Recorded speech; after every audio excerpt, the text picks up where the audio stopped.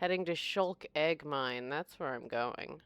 Clearing out Shulk Egg Mine. I'll add that while I'm fiddling with my stream. Okay. Ah! It's very loud. Turn that down a little bit. Okay, not so loud for you. Hello, another damn peasant. Yes, time to smash someone. Do some... Wait. Don't I have a hammer? Hammer. Yeah, that was the right one. Okay. Oh, hang on. There we go. That's set to the hammer. Okay. I just had the axe equipped for some reason. I don't remember why. I am doing good. Just sort of getting started. How are you doing today, another damn peasant? Oh, I've got my sound up really loud. I feel like I'm yelling over it. I should turn it down so I don't have to feel like I'm yelling. Say your piece or stand aside. Oh, that's better. Okay. How are you? And I was heading to Shulk Egg Mine, which I had directions for. It's located a short distance southwest of Balmora in the bluffs of the west of the Odai River. The old suspension bridge across the Odai is just southeast of the mine entrance. And follow the river south of Balmora until I see the bridge up ahead. Okay, follow the river south until I see the bridge. You good? It's been one of those days where everything just seems to be irritating. Ah, I hate that. I hate that. It happens. Just, yeah, relax. Don't try to think too much. Yeah. I hate those days. And you don't even know why. Everything just gets on your nerves. So south of Balmora. Follow the river south. It must be this, yes, that I'm following. That looks like a river. Which I think was over here, right? Or if I go this way, I'll find it. What is it, Beth? Let's see. I'm heading out to the egg mine. I'm gonna move up in the Fighters Guild. I'm gonna get better equipment. And I'm going to earn my ability to leave Morrowind. Which probably means that I have to do whatever the Emperor has told me to do, or he won't let me leave, even though he said I'm free. This is my guess. But why would the Emperor want me after turning him down? I'm not following the river. I'm going the entire wrong direction. I went over the river, didn't I? Was that the bridge over the river? Yes. I'm just talking and not paying attention. But south. I've got to follow it south. Okay. I have to remember not to try to walk and wayfind at the same time. I played a little more Oblivion yesterday. And I found a bunch more books. A few more. I basically cleared out Leowyn of their books, except for the Blackwood Company. You can only get access to one of their rooms if you join the Fighters Guild, I guess. I'm guessing you have to join them to get a key. So it looks like I might have to do the Fighters Guild. Hello, Kitty Fly. Welcome in. Welcome in. I'm happy you're here. It's okay. We can say any mistakes are role-playing. Yep. Yeah, that's totally it. She doesn't know her way, and she's not very smart. These things don't really attack, right?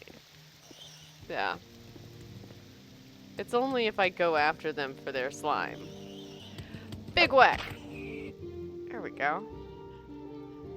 It didn't have any slime. They are peaceful, but they do drip scrib jelly.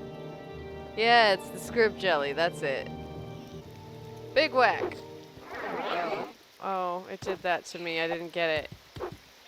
And they're not so peaceful when they do that. Big whack! Whack! Whack! Big whack! Big whack! Whack! Scrib jelly! And people like scrib jelly for its alchemical properties. Yay, scrib jelly. Okay, I will put down my hammer to show that I am peaceful. Hello, fellow peaceful people. This better be important, Orc. They are peaceful. This How is do good. I know you're not up to something? Yes. How do I know you're not up to something devious? You look deviouser than me. Alright, Findulane. I can't see him. Hang on, I want to see him. I'm a miner in the Shulk egg mine, but I'm getting some fresh air. Oh, okay. Oh, he's one of the guys I'm supposed to kill, right? I was supposed to kill them. Do you know anything about egg poachers? In old Fallout, if you don't sheath your weapon in a city, you'll get jumped on. Ooh. I can never get the image out of my mind of someone walking around with their arms stretched out, like holding their sword or the axe, like upright, and they're just running with their arm out like that. You would get so tired. When I see people like playing a game with their weapon out, unless they're actively fighting or, you know, somewhere where they might need to fight any moment, I'm just like, why are you running around just holding your arm out and getting tired? It's just a funny mental image to me. Of course, it doesn't affect actual gameplay, I'm sure. It probably makes them better because they don't have to wait to unsheath their sword, to be honest. But anyway. I would get tired running everywhere, too. Yeah, me too. That's true. That's true. I hate cardio. It's awful. Alright, egg poachers. Are you the egg poachers I'm supposed to kill? Does this guy have, like, horns? Do wood elves have horns? Like antlers? It looks like he's got little nubbies. Okay, I got distracted. Anyway, am I supposed to kill you? We haven't seen Sevilla Othen or Danila Vallis. Oh, right. You two aren't the ones I'm supposed to kill. Okay. But eggs keep disappearing, and they know the place. Easy for them to get in and out, stay out of sight. I forgot. I was doing a voice for him, but I forgot. Do you know a little secret? Quama foragers and warriors won't attack us since they're used to our smell. But they attack intruders. And you smell like an intruder. But don't worry. The queen squirts out foragers and warriors like seeds. She squirts them out. If the foragers and warriors bother you, kill them. Or run past, whichever's easier. But do us a favor and don't kill the workers. They won't bother you, and we need them to keep the queen laying and the eggs ripening. Quama foragers? The Quama Forager scouts the surface of the land and natural underground passages, searching for suitable locations for new colonies and hunting for prey. Foragers are aggressive, but not very dangerous. Alright. Do I like ants? I mean, I don't want them in my house. They're fine outside. Are they big ants? Is that what they are? Big ants? Alright, hello, Denock. I'm a miner in the Shulk egg mine, but I'm just out here taking a break. Okay. I don't think you have anything more to tell me. So this is the egg mine. I'm supposed to go in and smash some things. I'm gonna try fighting in third person a little bit. See if it works. I don't know. I don't know if it will, but I'm gonna give it a try.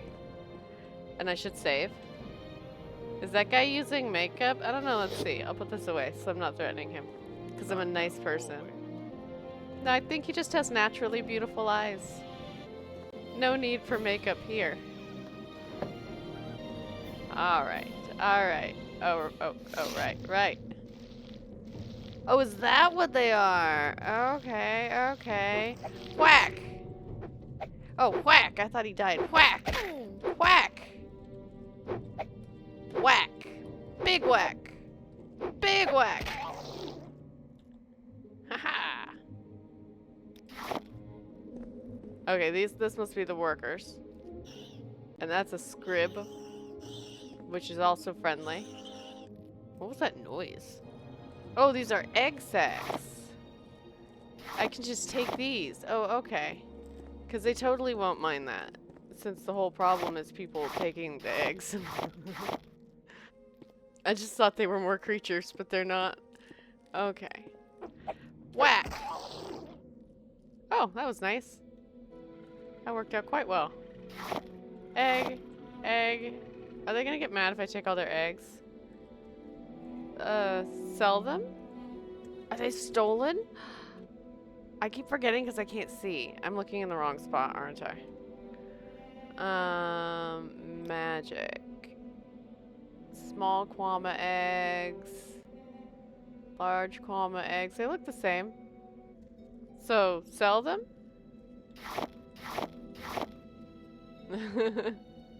Wait, what is that Kwama miner's friend you got? What? Kwama miner's friend? In my magic items. Scroll of Unduces, Scroll of the Gem Feeder, Scroll of Vicarian Flight. Restore luck, restore willpower, restore speed. Oh, Kwama miner's friend, here we are. It's the belt that I'm wearing. Night Eye for 30 seconds. That's what you wanted? Okay. I think right now, perhaps it's something I should get used to saying, is for the controls. If you guys want to control me, casting a magic spell will cast Berserk, which can be used once a day, I believe. And then swinging my weapon swings my hammer, and punching punches. As always, punching doesn't change. Alright. Shows in the right box where you have your spells and magic items. Yes, it does. Correct. Yeah, you can see in the lower left next to my health. But that's the equipped stuff, which might not be what triggers when you use the command. Whack. Whack. Whack. Whack. Whack. Big whack. Big whack. It's just that the command is based on my quick actions. Big whack, or whatever they're called. Big whack. Quick keys. So when you guys use commands, the cast a spell essentially always does number 1, whatever in my number 1 spot here. And swing a weapon always swings the weapon that's in my number 2 spot. So if I have another weapon out, it won't swing that one. It would put it away and pull out the other one and then swing it. Oh, you just meant to answer why you got surprised at the specific item. Ah, because you saw it in the menu box. I thought maybe it was relevant, but it's not. Ah, okay. That makes sense. You must be a worker. Thing. Yes. Can I push past it? No, I didn't mean to do that. I meant to jump, but I forgot for a second that I switched the commands. So oops, I killed a worker. Oh no, who's attacking me? That's just you? Whack! Whack! Whack! Whack! Whack! Whack! Whack! Whack! Whack! Whack! Whack! Big whack! Big whack! Oh, that's what I forgot to change. I forgot to change it so that it does different attacks when I move. I knew I was forgetting something. Hey, Jast, welcome in. I sleep well. Hey, Jast, let me give some a try here. Real quick, before you run off, let me give you a shout out, see if this works. Oop. Let's see if this works. It might be loud. We'll see if it works. Do you have any clips, Jast? Well, definitely check out Jast's channel, but it doesn't look like my little shout out thingy works. It's supposed to, Oh, I mistyped your name. That's why it didn't work. It's supposed to play a clip, but it only does it if I type your name correctly. It's Just O the Sky. I typed of. There we go. Just to the sky. That's okay. I was totally parsing your name wrong. I was trying to I couldn't quite hear what's happening. But there, it's working, yay! Thank you for letting me test on you. Jas. I'll stop calling you Jast, it's Jas. And have a great nap. Full name Jasmine. Oh, so it should be like Jazz. Ah, Jazz. I will start calling you by the correct name. Have a great rest of your day. Thank you for coming by, Jazz. Jazz! See you later. So that's for the streamers. Kitty, you said that you were new to Twitch, right? So I'm guessing that means you don't stream? And do correct me if I'm wrong. Jump is click. Jump. Don't swing my weapon. I got used to swinging my weapon being the space bar. Now I have to get used to jumping with a click. You don't, should I? If you want to. I've been having lots of fun. If you talk to yourself when you play games, it's good. Whack! Whack! Big whack! Okay. It's very exciting music, but just for that. just the one little guy. Oh! Oh, that's a person. Whack! Whack! Big whack! Big whack! Big whack! Whack! Whack! Whack! Whack! Big whack! Big whack! Big whack! Big whack! Whew. Alright, Danila Valis. I don't think that axe does much. Okay. Love playing games while others see my game. You love streaming to friends, but they almost never enjoy it. Oh, if you want to give it a try, I say give it a try. It's totally up to you, but I found everyone on Twitch to be very nice. I think here it's more like if you don't like somebody streaming, you just leave. You don't say mean things, you just go. So... Oh! Did I save? Whack! Big whack! Big whack! Big whack! Big whack! Whack! Oh, can I take, do I have like a healing potion? Do I have anything that heals me? I don't think I do. Alright, I'll just have to hope I don't die. I think that's what I'll do. Fortify acrobatics, soul trap.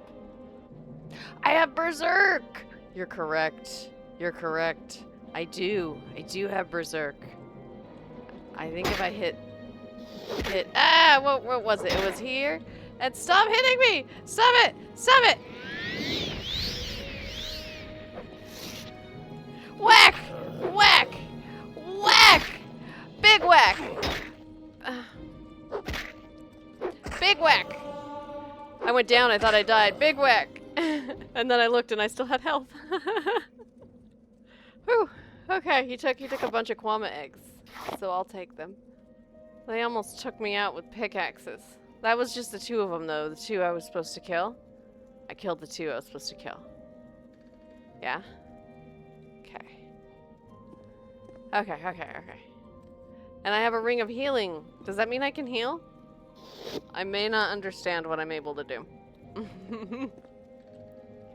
I can heal with the ring. So I click the ring. And I do what with it? Like I click on me? No. I have to figure out how to use things. I can equip the ring. So the ring is equipped. Oop. It's equipped already. And I know that I had this spell and I put it on my quick keys. You have to also select it before, not just equip. What? I think I'm confused now. In my box to the right where the spells are. Oh, I select this and then I select this and equip it? No. Select the Ring of Healing. Do I equip this? No, that just looks at my character. I might have some complaints about the intuitiveness of this system. Once you select an item, you have to treat it like a spell. So it's here. Oh, I see. It's down here. It's in the lower left. Okay. So then I can cast it. Like this. Yes? Yay! Look at me healing. I think I've entirely used up the spell and fallen down for some reason. I don't know why. I think I fell down. Oh, I remapped the controls. It was C in Oblivion, so I remapped the spellcasting to C. I fell down because Berserk ran out. Oh, okay. What? I thought I had higher health. Didn't I just heal up higher than that? And I don't have... The item doesn't have enough charge, no. Oh, Berserk gives you more... Oh, so I definitely would have been dead without it. Good to know. And once it runs out, you lose it. And then I fell down. Yeah, that makes sense. Well, I guess I'll take these eggs too. Nobody said I couldn't take the eggs, did they? I don't remember anybody saying I couldn't take the eggs.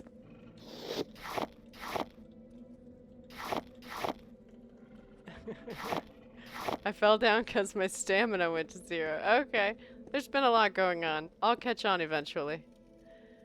Okay, that's the mining camp. Oh, my stamina might have gone to 0 because I'm running everywhere. I suppose that's possibly the reason why. Let's see here. Oh, there's someone. The other people I saw weren't friendly, but I think they were both the poachers. So this person might be fine. But once it runs out... Someone should teach. You're the one who stopped to insult me. While you're in our egg mine, please don't harm the workers. They won't bother you, but Quama foragers and warriors will attack you since they don't recognize your smell. Avoid them, or go ahead and kill them if you have to. Don't worry, the hive can replace them fast enough. So I think I killed the egg poachers. We don't know anything about that. We're just doing our jobs. Please don't harm the workers. Too late. It was an accident. I am busy. I was trying to jump and I forgot. Excuse me.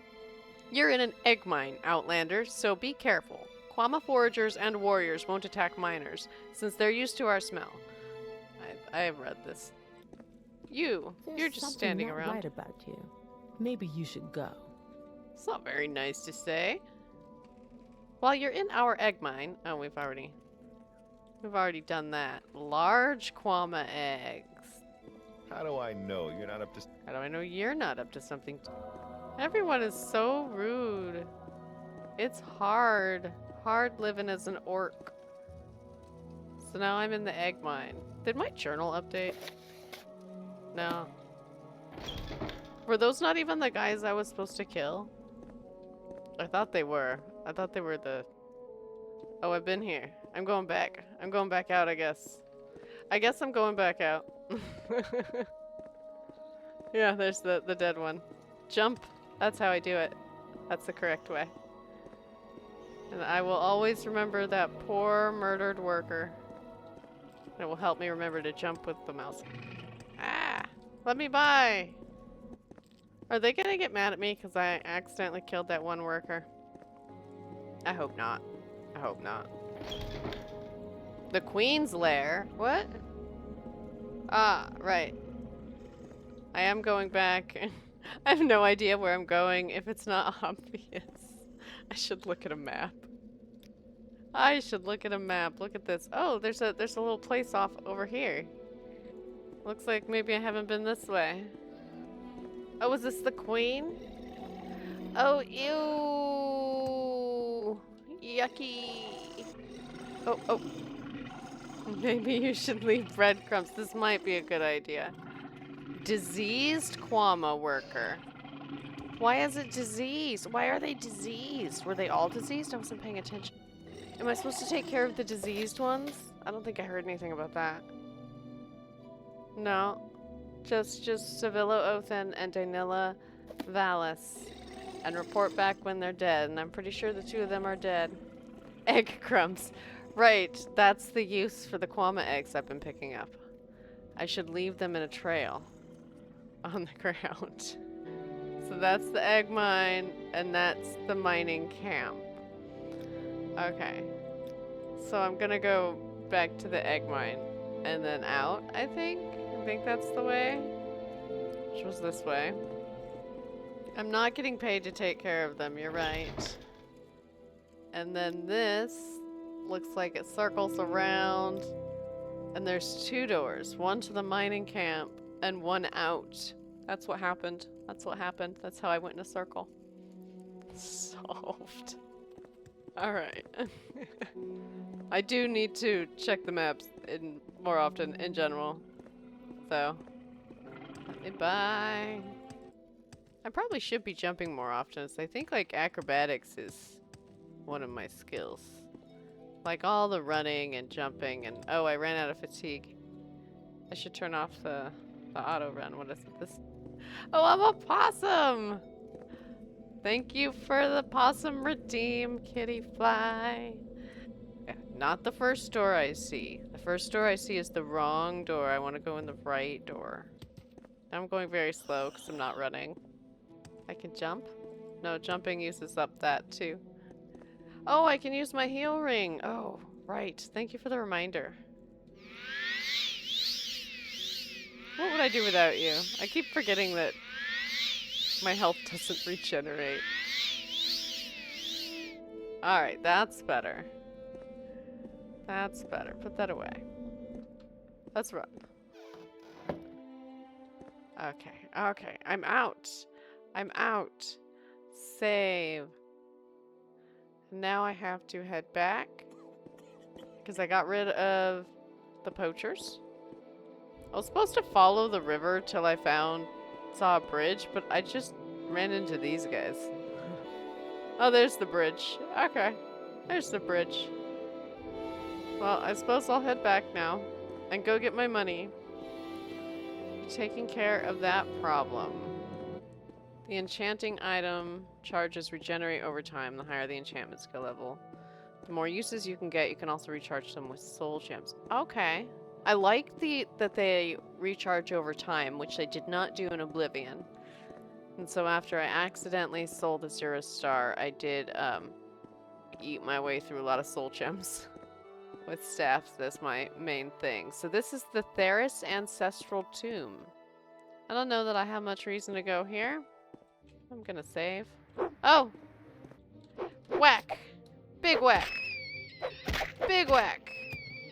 Something else after me? No, it's just that guy. Okay.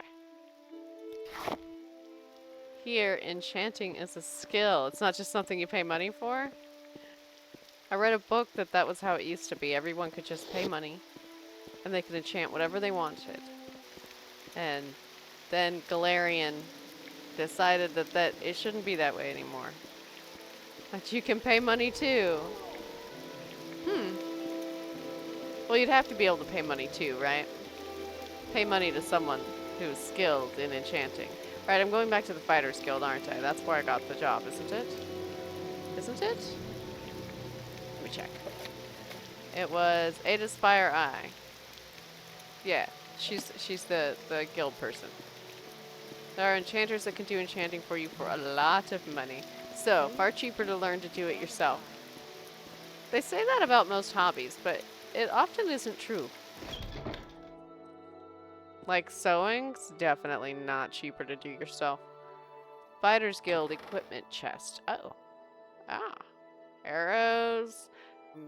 Yeah, I probably should have had those. I'm assuming I can just take them. I think she told me I could. Standard restore health potions, yes. Armor hammer.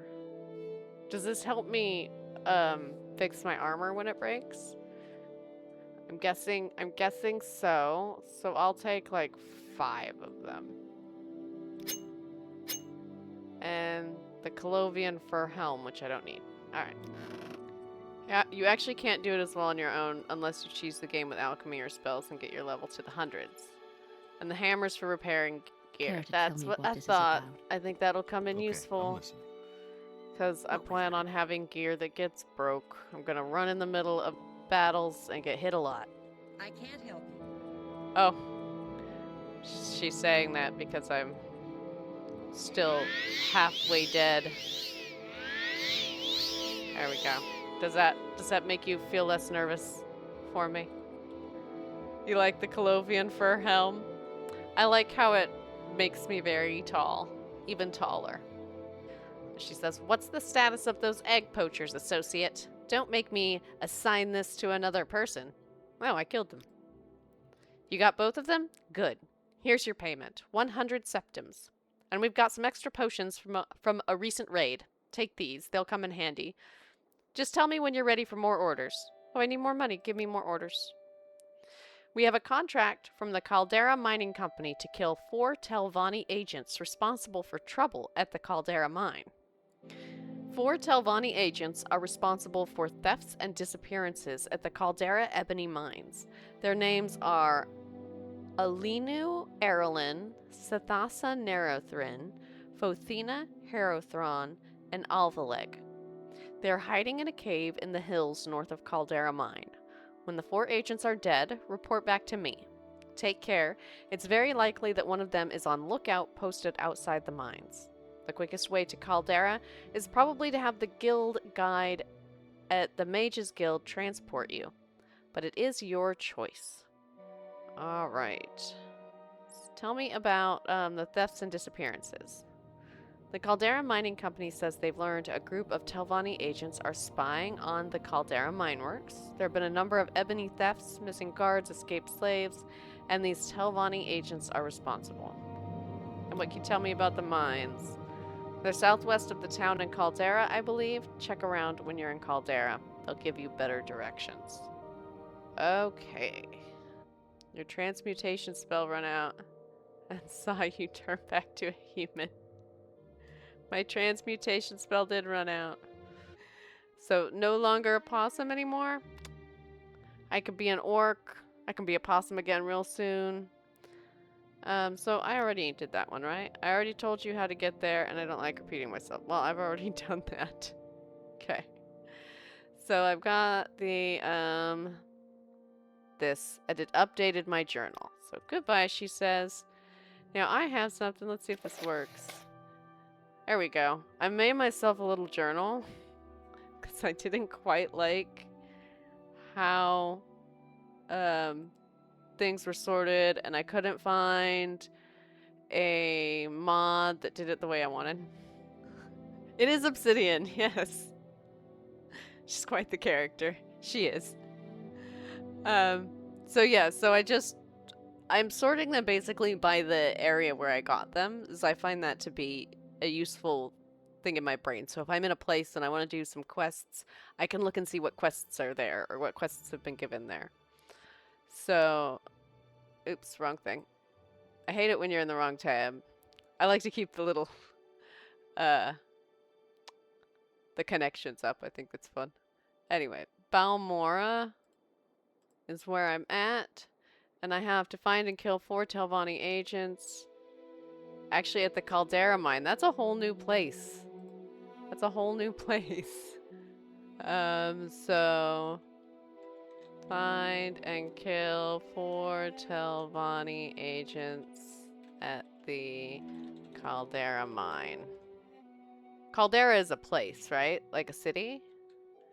And they're Alinu.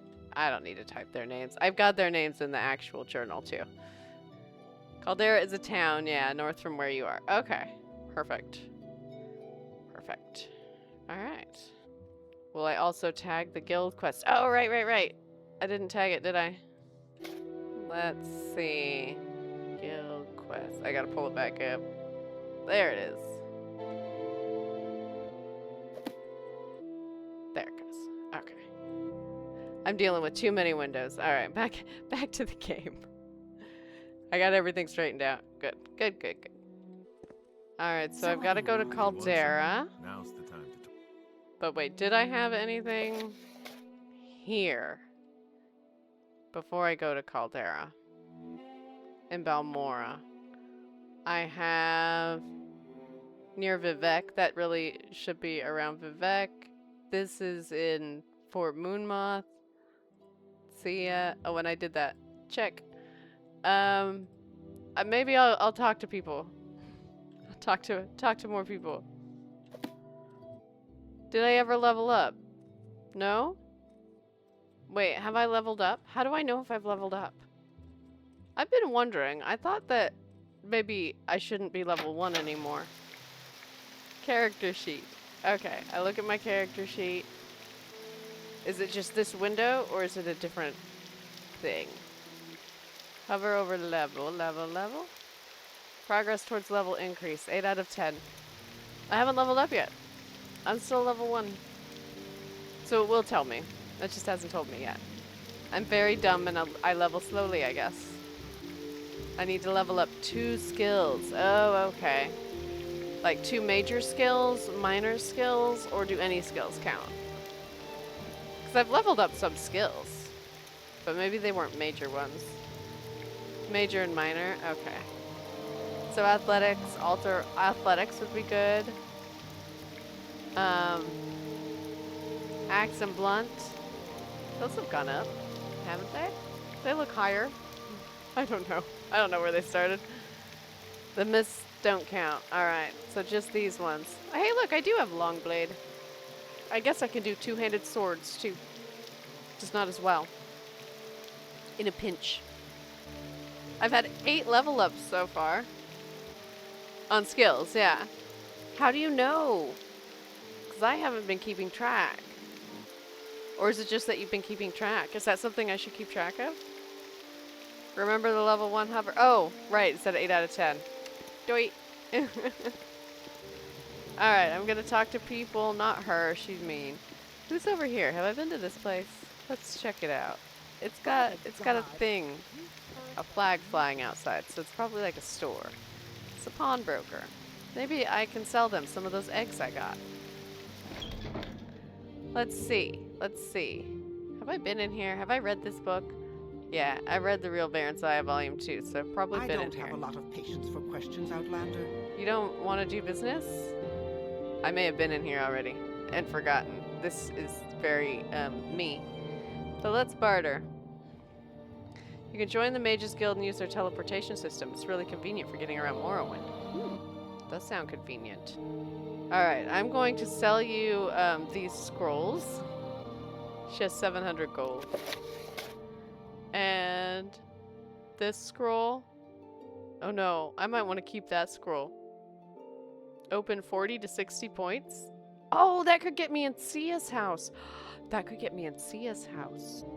And yeah, I'll give her this one. I'll sell her that one too. What else? How about the Kwama eggs? Sell the eggs, yes. Sell the eggs. Sell more eggs.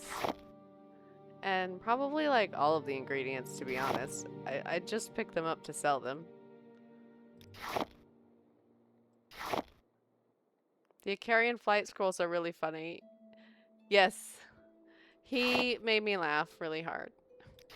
Startled me really bad when when he was screaming, "Whoa!" So I missed a bit of his fall because I was like looking around frantically. But I got just the end of it. Alright, let's see. Restore health, quality, restore willpower, restore luck, restore speed, restore fatigue. I hear these things are helpful, so I'll keep them. Offer that. Okay. You can technically save him, or so I heard, and then Tamriel rebuild mod. If you save him, you meet him later. Ah, well, I didn't save him, so I won't meet him later. I was just very confused about what was happening. Oh yeah, I remember reading The True Nature of Orcs. I remember reading that. I have been in here. I have read those books. Let's see. I think I looked through all those things too, actually. So let me go up here. I don't know what's at the top of these. Maybe I haven't been in here. I'm gonna go in here. Clagius Clanler, Outfitter. I only have a few moments. The Book of Dawn and Dusk. The Book of Dawn and Dusk. The Book of Dawn and Dusk is a collection of sayings and aphorisms attributed variously to the tribunals and to their saints and servants.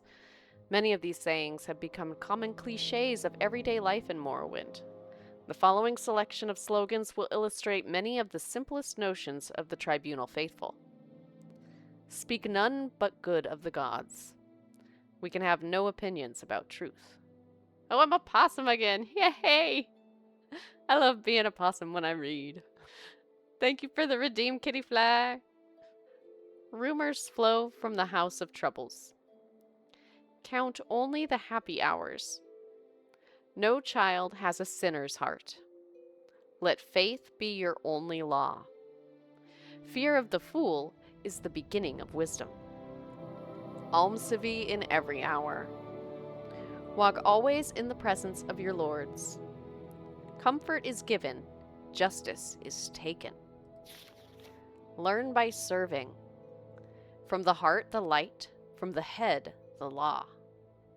Blessed Almsivi, mercy, mastery, mystery. You love having the possum read the books too. It looks good. Thanks. I just found the picture online and it started as a joke. I probably shouldn't be using it, but and then I just edited the mouth a little bit so you can tell when I'm talking. Forge a keen faith in the crucible of suffering. It is gold. I'm glad you like it. I'm so glad you like it, Kittyfly. People seem to enjoy it, and it all started as a joke. Because my name gets misread. I'll pop into other people's chats a lot. I watch other people stream, and then I go chat, and they'll just very quickly scan my name, and they go, "Oh, hi, Lauren Opossum." It's happened a bunch. And I get why it happens, because oopsum isn't a word. So it could definitely scan that way. And then it evolved and turned into this. Where was I at? Forge a keen faith in the crucible of suffering. Engrave upon thy eye the image of injustice. Death does not diminish, the ghost gilds with glory.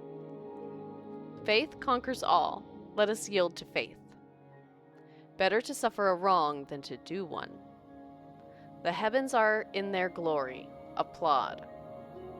Folly secures its power to harm. Though forbidden to some, not to you. Oh, how rarely wisdom rules our hearts. Blessed are those who serve Almsivi. Three mouths sing mercy, mastery, mystery. Gather no seed in the fields of hell. The thrice-sealed house withstands the storm. By breath and blood, protect us all.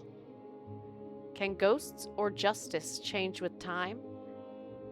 Consider your end, mortal. Accept grace without limits. Enter the rhapsody of the god poet. Kneel before the teacher's chair. 3 hands, 3 hearts, 3 eyes. Keep no secret from your judge's scale. Forge darkness into light. Refuse neither brother nor ghost. Blessed Almsivi, through birth, life, and ghost. From glowing ashes, the poet's wrath shall shine. If Vivec is for us, who can stand against us? Fate, monstrous and empty, the whirling wheel of evil. How black my heart, roasting fiercely. Interesting. Oh, that's not a lockbox, and I shouldn't break into it right in front of you if it was. That's a chest. But again, I shouldn't break into it right in front of you. Maybe I should stand on the other side of the counter, actually. Be a little less intimidating, since apparently I'm quite intimidating. So, Clagius Clanler says, "Welcome to my shop, Orc. Here you'll find the best selection of oddments in Vvardenfell. And if you need clothing or potions, we have some of those as well." Oddments. Interesting. What are oddments? Bowls, silverware, cleaning supplies, storage solutions, all the little things that people need. How often are you getting ready to scramble a quam egg and you realize all your bowls and forks are dirty or in use? All the time. I know, you can never have enough bowls or brooms. How often do you go up to sweep your roof and a cliff racer comes and steals your broom? People are always coming in to buy brooms. Which reminds me, I have to restock the shop. Someone who appreciates all the little things might be just the person to find all the items in my shopping list. I'm getting a quest from this? I have never spoke to this guy. I thought maybe he'd have something to sell. And then he's like, I just got a bunch of useless stuff, but maybe you have a quest. Tell me about the shopping list. Here's the list. It's divided into sections so it will be easier for us both to keep count of the items. Just bring all those batches in and I'll pay you, say, 350 drakes. And no funny stuff. No stolen goods, I mean. I can hardly check every item that comes through my shop, can I? So he doesn't want any stolen stuff. But he also says he can't check. Right? He gave me a list of silverware, pots, and various other items. And he'll pay me 250 if I find them all. Okay, his name is Clagius Clanler. Gave me a shopping list. Okay. Don't steal stuff. Alright. I didn't realize I could open my journal while the dialogue window was open. For some reason I assumed it would lock me out of that. But I was wrong.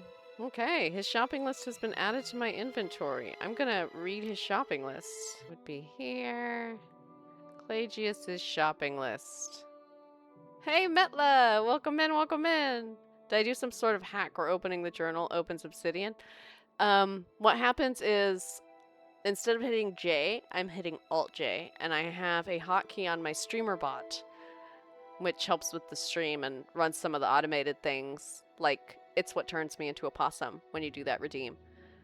So the hotkey on my streamer bot is linked to Alt-J, and it opens up the view so that you can see Obsidian. I actually then have to go manually to Obsidian myself, which is why there's sometimes a delay on my end right there, because I'm trying to find it. Oh, thanks. I'm glad it looks good on your end. But it should enable me to open both the journal and open, like, the Obsidian journal. So, Metla, welcome in. How are you doing today? I'm happy you're here, Metla. I was gonna read Clagius' shopping list. You love how I still have the pillows? Do I still have the pillows? Can I sell the pillows? Did I steal the pillows? I'll have to see. Maybe he'll buy the pillows. It's probably just no one would buy them.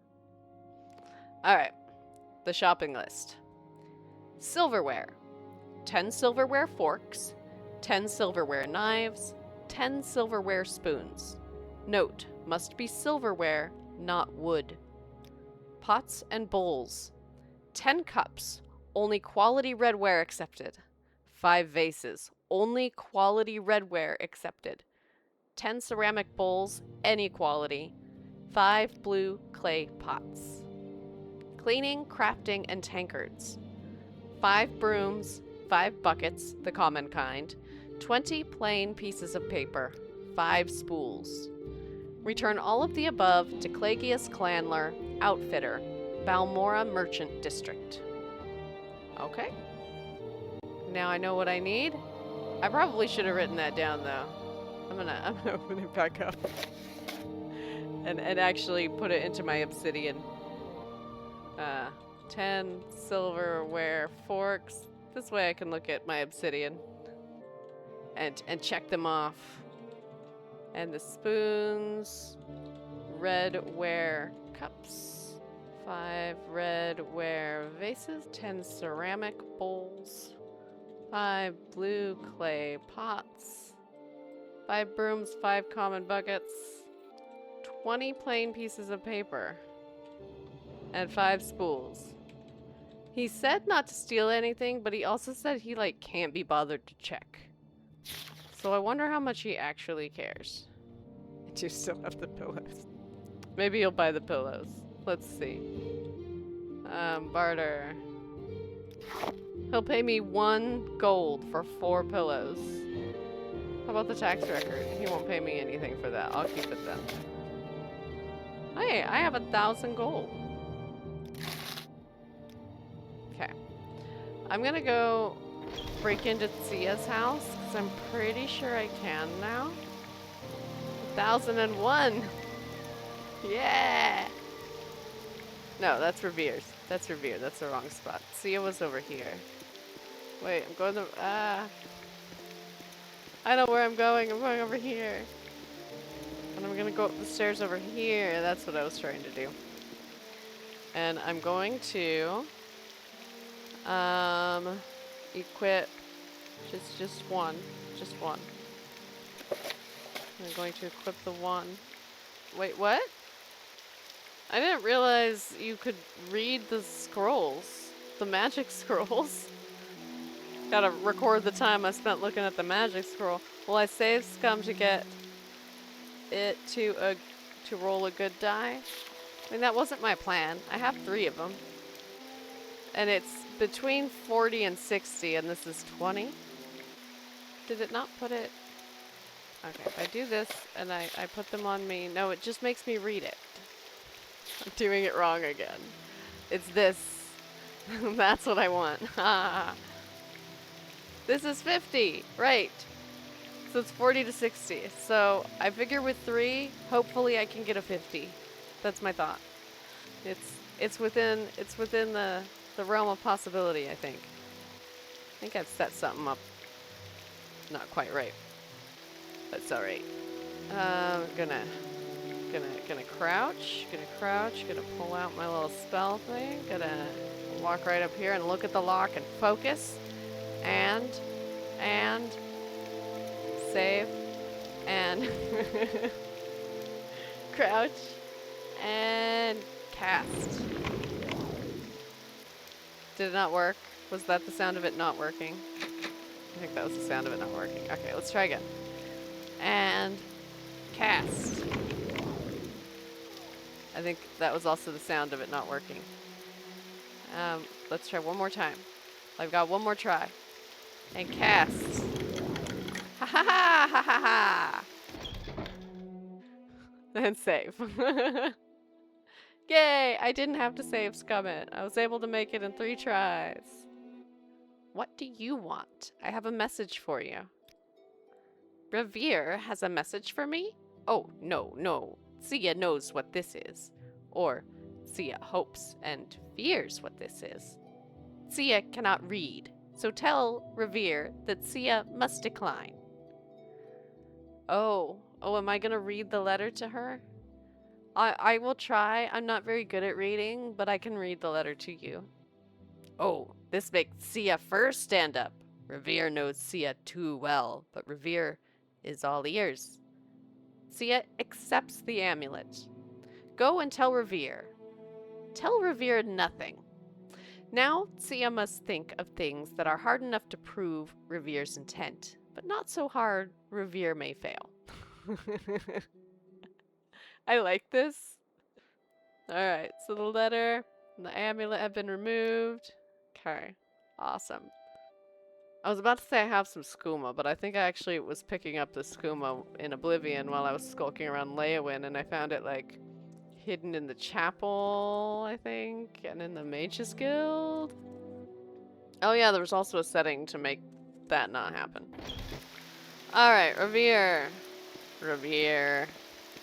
I have good news for you, Revere. Which is that I can't tell you anything. Revere was up here, right? No, that's a Mage's Guild. How do I not know where? He was over here. Yeah, your cat character has the skooma. Not her. Yeah, she didn't even drink it yet. Alright, Revere. And did you deliver the message to Sia? I did. She kept the amulet? Wonderful news. Revere is in such an uptail mood. Please accept this payment. Perhaps you would like to use it to purchase one of my famous Daedric weapons. That aren't actually Daedric. What do you have, though? You didn't have any, like, two-handed ones that I wanted. I already looked at you. Yeah. He is dressed in drip. I know, right? Look at that. And his weapons are almost Daedric. Like, you couldn't tell the difference. I was about to be like, I have a scroll. I could get through that lock, but I couldn't. I used up all my scrolls. just to help him out, and he gave me 250 gold, which, to be fair, is more than I would have got if I'd sold those 3 scrolls at this point in time. Probably would have got like 87, if that. All right, so I've done that. I've done the Revere's quest, so I should mark that off. You can cast a spell if you hold those weapons and they summon a Daedric weapon for a time, so it actually is pretty OP. Oh wow, that's pretty cool. Do I have enough money for any of his stuff? Alright, let's see. Magic.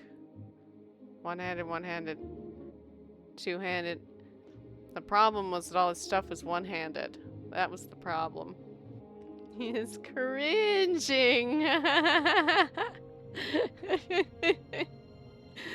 He's like, oh, why do you keep coming back? Just go. Leave my shop, you orc.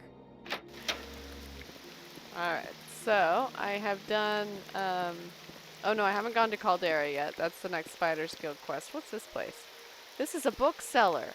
Right. I don't think I've been in the bookseller yet. And I really should check out and see if there are any books I want to buy for my sister. So if you don't mind, I'm going to look at all of your books, okay? I think she might mind a little bit. Will I read books without buying them? You bet. Minor can continue to bother me. Is that even legal? I think you can pick them up and you can look at them without taking them. Ruins of Kemel-Ze.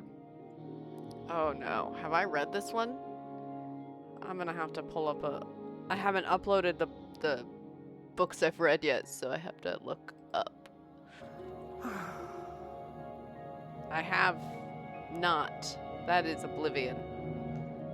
I have not read the Ruins of Kemel-Ze. Uh-oh.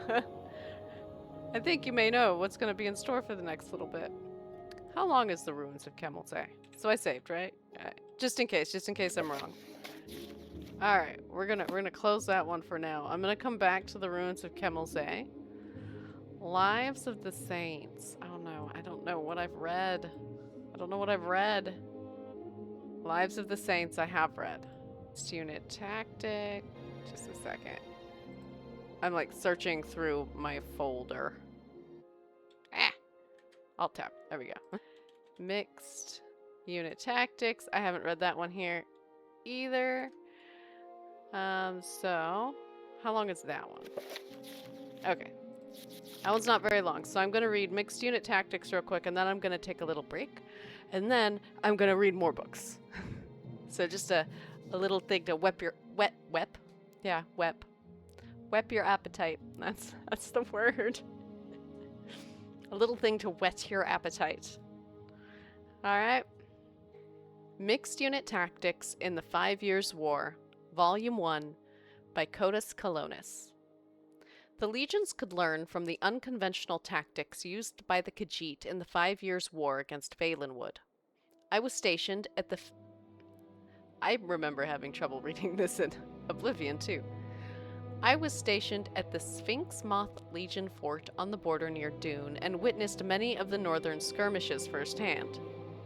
Okay, Sphinx Moth was significantly easier that time around. The war started with the so-called slaughter of... The war started with the so-called slaughter of Torval. The Khajiit claim that the Bosmer invaded the city without provocation and killed over 1,000 citizens before being driven off by reinforcements from a nearby jungle tribe. The Bosmer claim that the attack was in retaliation for Khajiiti bandits who were attacking wood caravans headed for Valenwood. In the spring of 3rd Era 396, the war moved closer to Fort Sphinxmoth. I was posted on Outlook and saw parts of the conflict. I later spoke with both Khajiit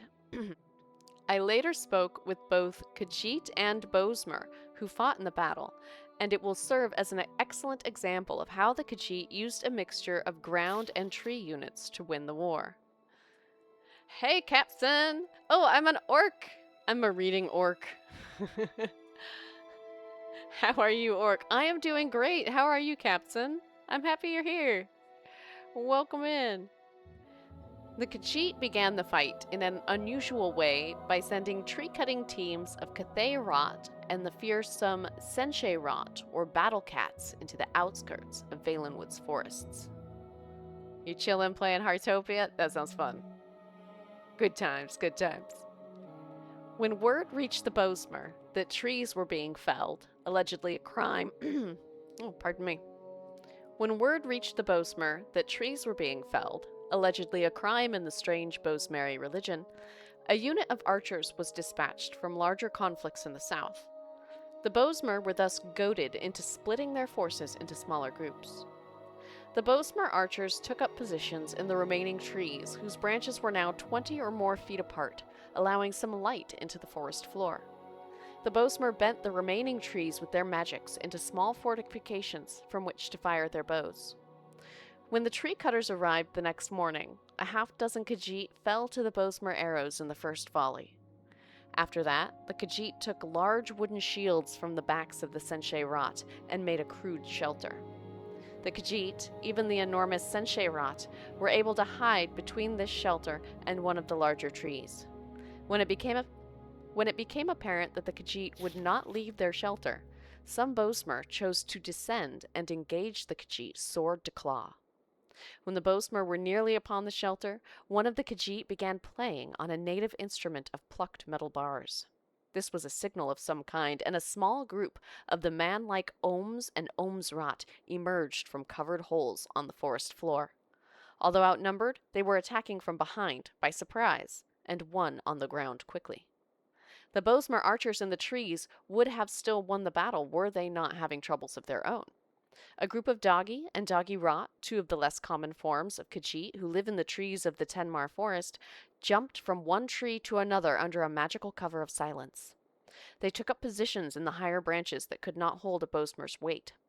When the signal came, they used their claws, and either torches or spells, accounts from the two survivors I spoke with vary on this point, to distract the archers while the battle on the ground took place. A few of the archers were able to flee, but most were killed. Apparently, the Doggy and Doggy Rot have more magical ability than is widely believed if they were able to keep themselves magically silenced for so long. One of the surviving Bosmer told me that he saw a few ordinary cats among the Doggy and even claimed that these ordinary cats are known as Alfiq, but that they were spellcasters.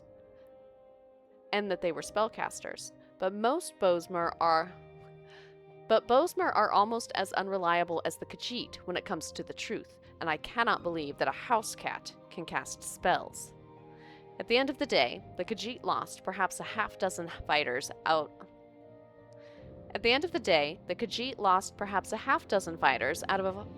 of a force of no more than 4 dozen, while the Bosmer lost nearly an entire company of archers.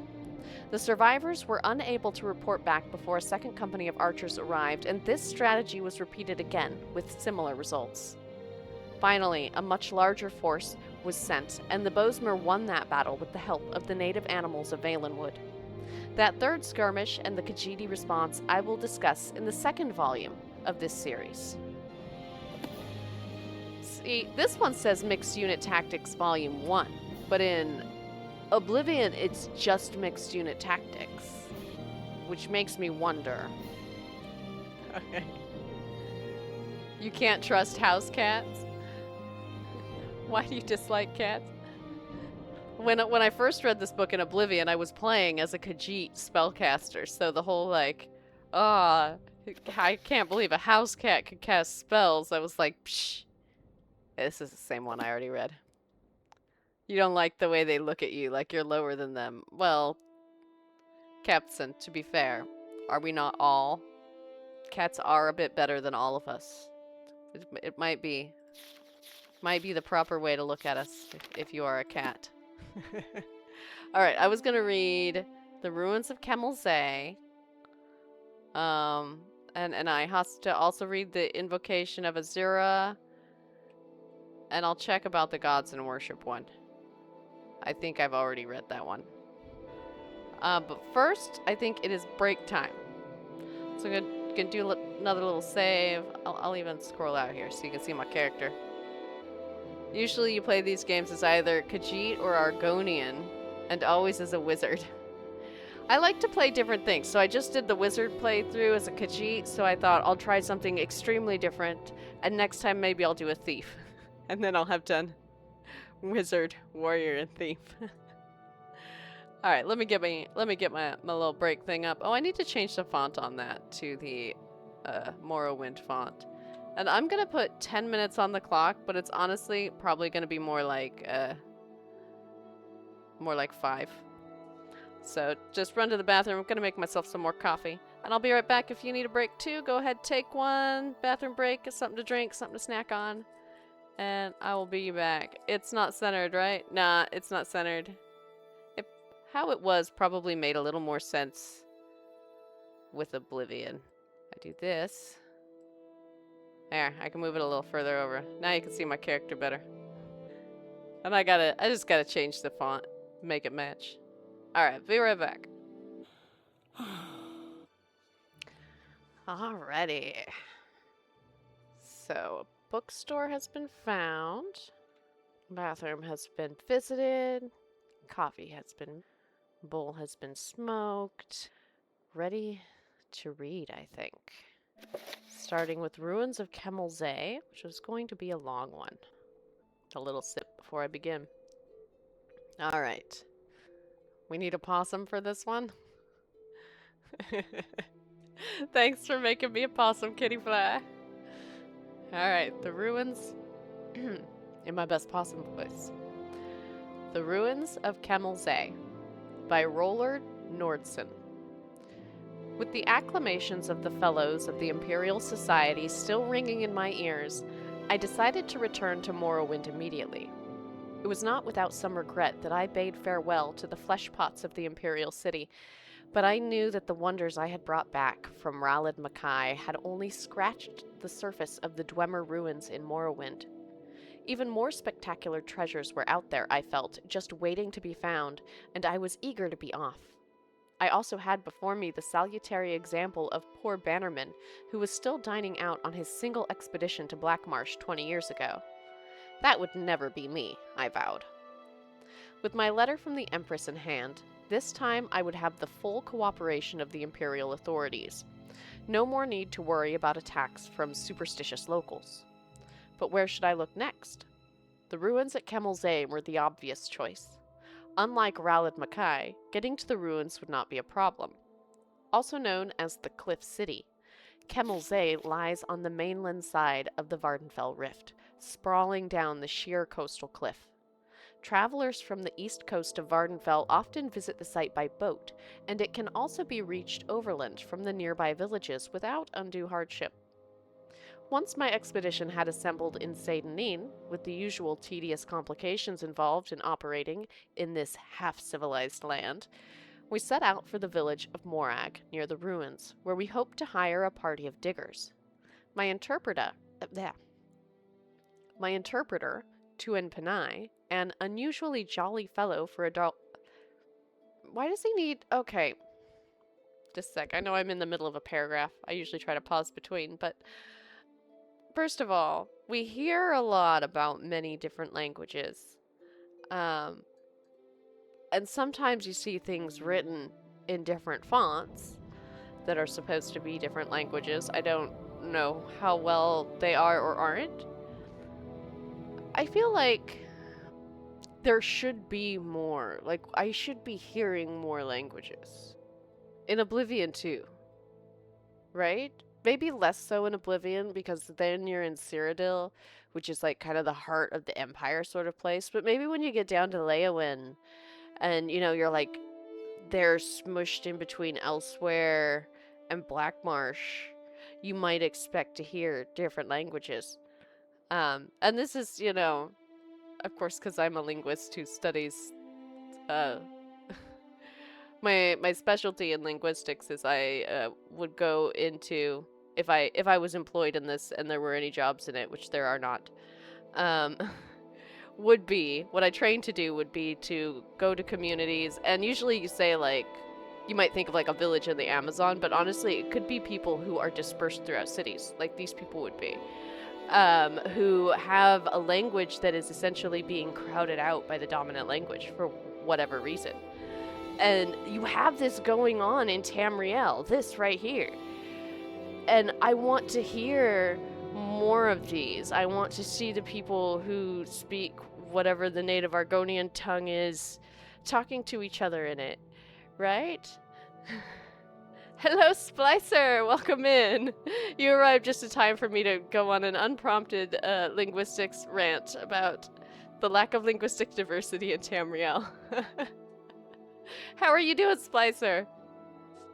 And Blue!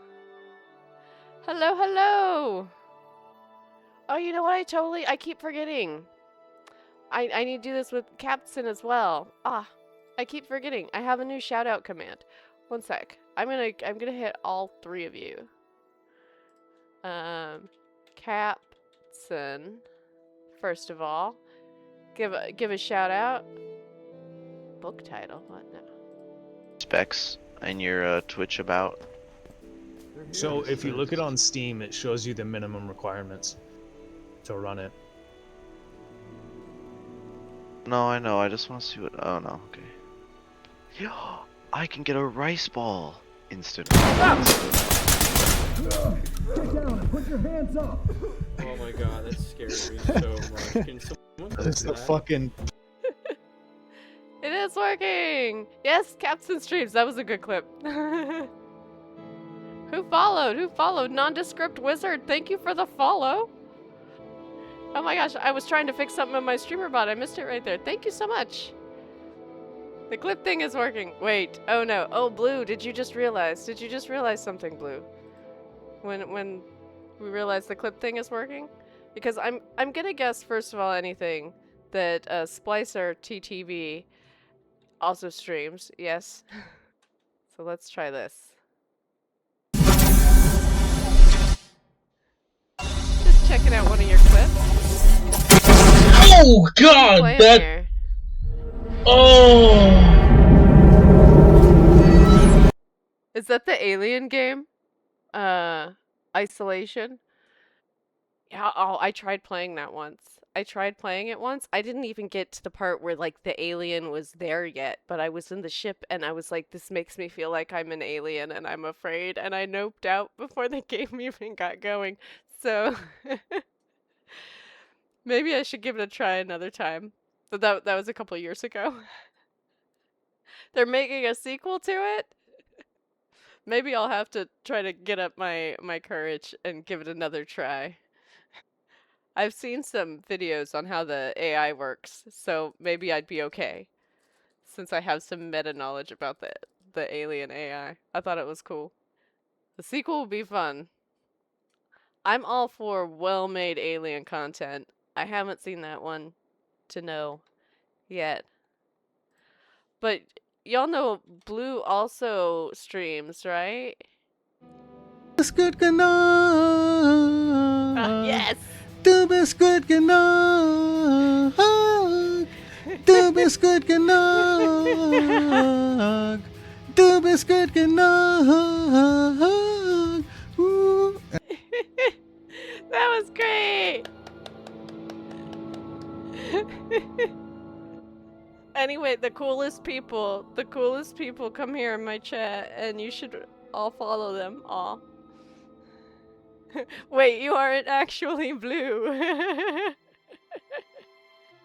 No, Blue, right? Let's see, let me fix this. I'll do it later. Your t-shirt was. That's a good point. Your t-shirt is very blue. Oh, he's not an imaginary friend? Aw. Yeah, Azu helped me. Azu helped me so much with the clip thingy, so... I'll give Azu a real shout out next time he comes on this stream, but just to mention right now, Azu streams is also great. Very nice. Everyone on Twitch is so nice. And I stopped and had this whole aside because in the middle of a paragraph, this is why I don't stop in the middle of paragraphs. I was there. Because he's talking about he needs an interpreter in this half-civilized land. Oh. Thank you, Kittyfly. You sure if you were streaming you wouldn't be as nice? It's up to you, I guess. I don't know, I'm not always nice, but everyone else is nice. Why wouldn't I be? It's very easy when everyone is being nice to you to be nice back. Blue, you're very real, for better or worse. Yeah, that's the curse we all have, is being real. Some days it would be nicer, I think, to be imaginary. I could skip all the stuff they skip in fiction. Those boring everyday things, like chores, boo. Or get it done in, like, one line of fiction. Like, one line, and it's over. And it makes it so easy. I'd be fine with that, too. Now I'm imagining being imaginary. Oh, Kitty Bly, since you actually are imaginary, then you can help me out. You could tell me if I'm imagining being imaginary correctly. Is that really what it's like? Supposedly? Hypothetically? You're an imaginary possum on a keyboard. Imaginary orc, trying to read books. I'm a possum again! Blue! Thank you! Possum, possum! I should probably get to reading while I'm a possum, huh? Yeah, get back to reading. Okay, I'll get back to reading. Let's see.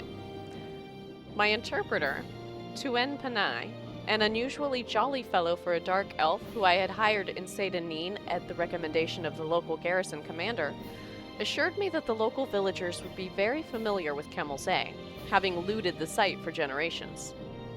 Incidentally, Tenpenny, as we soon came to call him to his constant amusement, proved invaluable, and I would recommend him without hesitation to any of my colleagues who were planning similar expeditions to the wilds of Morrowind. Oh, jeez. Sorry. About to say something that's just like... I remember thinking this the first time I read this book. It was like, whoever wrote this book, or at least this little bit of it, it really does read like... they just went and read some of the writings of... I mean, it could be linguists, but probably anyone who went out exploring it a little earlier before they had the ethics in place. You see a lot of stuff in older linguistic writing that is stuff like this. Being like, oh, we called him that to his constant amusement. Really? Was he amused? Or was he annoyed by having to put up with it because you were giving him good money? Or forcing him to out of violence. Anyway, this is bringing me back to school right here is all. Okay, I should keep reading. Keep reading. No more rants. I can rant if I want. Oh. At Morrogue, we ran... Was it Morrogue or Morog? I don't even remember what I said. Did I say? At Morrogue, we ran into our first trouble. The hetman of the village, a reserved, elegant old fellow, seemed willing to cooperate, but... The hetman of the village, a reserved, elegant old fellow, seemed willing to cooperate, but the local priest, a representative of the absurd religion they have here, worshipping something called the Tribunal, who they claim actually live in palaces in Morrowind, was fervently against us excavating the ruins. He looked likely to sway the villagers to his side with his talk of religious taboos, but I waved the Empress's letter under his nose and mentioned something about my friend the garrison commander at Seyda and he quieted right down. No doubt this was just a standard negotiating tactic arranged among the villagers to increase their pay. In any event, once the priest had stalked off muttering to himself, no doubt calling down curses upon the heads of the foreign devils, we soon had a line of villagers eager to sign on to the expedition. Yeah, continues to be quite accurate. Okay. While my assistant was working out the mundane details of contracts, supplies, etc., Master Arum and I rode to the ruins. By land, they can only be reached using narrow paths that wind down the face of the cliff from above, where any misstep threatens to send one tumbling into the sea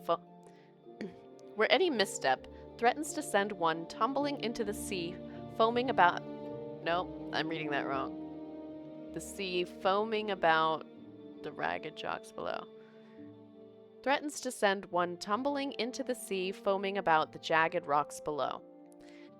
Sometimes it's hard to parse a sentence. Where's the verb? The city's original entrance to... And sometimes it's just hard to talk. The city's original entrance to the surface must have been in the part of the city to the northeast, the part that fell into the sea long ago when the eruption of Red Mountain created this mind-bogglingly vast crater. After successfully navigating the treacherous path, we found ourselves in a large chamber, open to the sky on one side, disappearing into the darkness on the other. As we stepped forward, our boots crunched on piles of broken metal, as common in dwarven ruins as potsherds and other ancient sites. This was obviously where the looters brought their finds from deeper levels, stripping off the valuable outer casings of the dwarven mechanisms and leaving their innards here, easier than lugging the intact mechanisms back to the top of the cliff. I laughed to myself, thinking of the many warriors unwittingly walking around Tamriel with pieces of dwarven mechanisms on their backs. For that, of course, is what most dwarven armor really is, just the armored shells of ancient mechanical men. I sobered when I thought of how exceedingly valuable an intact mechanism would be. This place was obviously full of dwarven devices, judging from the litter covering the floor of this vast chamber. Or it had been, I reminded myself. Looters had been working on this site for centuries. Just the casing alone would be worth a small fortune, sold as armor. Most dwarven armor is made of mismatched pieces from various devices, hence its reputation for being bulky and unwieldy. But a matched set from an intact mechanism is worth more than its weight in gold, for the pieces all fit together smoothly, and the wearer hardly notices the bulk. Of course, I had no intention of destroying my finds for armor, no matter how valuable. I would bring it back to the Society for Scientific Study. I imagined the astonished cries of my colleagues as I unveiled it at my next lecture, and smiled again. I picked up a discarded gear from the piles at my feet. It still gleamed brightly as if new made, the dwarven alloys resisting the corrosion of time. I wondered what secrets remained hidden in the maze of chambers that lay before me, defying the efforts of looters, waiting to gleam again in the light they had not seen in long aeons. Waiting for me. It remained only to find them. With an impatient gesture to master a room to follow, I strode forward into the gloom. Oh, I need a little more coffee. Master a room, Tenpenny and I spent several days exploring the ruins while my assistants set up camp at the top of the cliff and hauled supplies and equipment from the village. I was looking for a promising area to begin excavation. A blocked passage or corridor untouched by looters that might lead to completely untouched areas of the ruins. We found two such areas early on, but soon discovered that the many winding passages bypassed the blockage and gave access to the rooms. Nevertheless, even these outer areas, for the most part stripped clean of artifacts by generations of looters, were full of interest to the professional archaeologist. Behind a massive bronze door burst from its hinges by some ancient turmoil of the earth, we discovered a large chamber filled with exquisite wall carvings, which impressed even the jaded Tenpenny, who claimed to have explored every dwarven ruin in Morrowind. They seemed to depict an ancient ritual of some kind, with a long line of classically bearded dwarven elders processing down the side walls, all seemingly bowing to the giant form of a god carved into the front wall of the chamber, which was caught in the act of stepping forth from the crater of a mountain in a cloud of smoke or steam. According to Master Arum, there are no known depictions of dwarven religious rituals, so this was an exciting find indeed. I set a team to work prying the carved panels from the wall, but they were unable to even crack the surface. On closer examination, the chamber appeared to be faced with a metallic substance with the texture and feel of stone, impervious to any of our tools. I considered having Master Arum try his blasting magic on the walls, but decided that the risk of destroying the carvings was too great. Much as I would have preferred to bring them back to the Imperial City, I had to settle for taking rubbings of the carvings. If my colleagues in the Society showed enough interest, I was sure a specialist could be found, perhaps a master alchemist, who could find a way to safely remove the panel. I found another curious room at the top of a long winding stair, barely passable due to the fall of rubble from the roof. At the top of the stairs was a domed chamber with a large ruined mechanism at its center. Painted constellations were still visible in some places on the surface of the dome. Master Arum and I agreed that this must have been some kind of observatory, and the mechanism was therefore the remains of a dwarven telescope. To remove it from ruins down the narrow stairway would require its complete disassembly, which fact no doubt had preserved it from the attention of looters. So I decided to leave it in place for the time being. The existence of this observatory suggested, however, that this room had once been above the surface. A closer examination of the structure revealed that this was indeed a building, not an excavated chamber. The only other doorways from the room were completely blocked, and careful measurements from the top of the cliff to the entry room and then to the observatory revealed that we were still more than 250 feet below the present ground level. A sobering reminder of the forgotten fury of Red Mountain. This discovery led us to focus our attention downward. Since we now knew approximately where the ancient surface lay, we could rule out many of the higher blocked passages. One wide passage, impressively flanked with carved pillars, particularly drew my interest. It ended in a massive rock fall, but we could see where looters had begun and then abandoned a tunnel through this debris. With my team of diggers and Master Arum's magery to assist, I believed we could succeed where our predecessors had failed. I therefore set my team of dark elves to work on clearing the passage, relieved finally to be beginning the real exploration of Kemel-Ze. Soon, I hoped, my boots would be stirring up dust that had lain undisturbed since the dawn. Gonna have a little more coffee.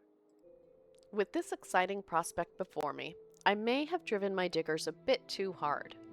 Tenpenny reported that they were beginning to grumble about the long delays and that some were talking of quitting.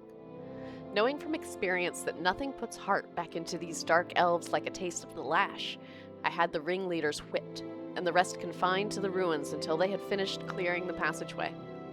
Thanks Stendar for my foresight in requisitioning a few legionnaires from Seyda-Nin.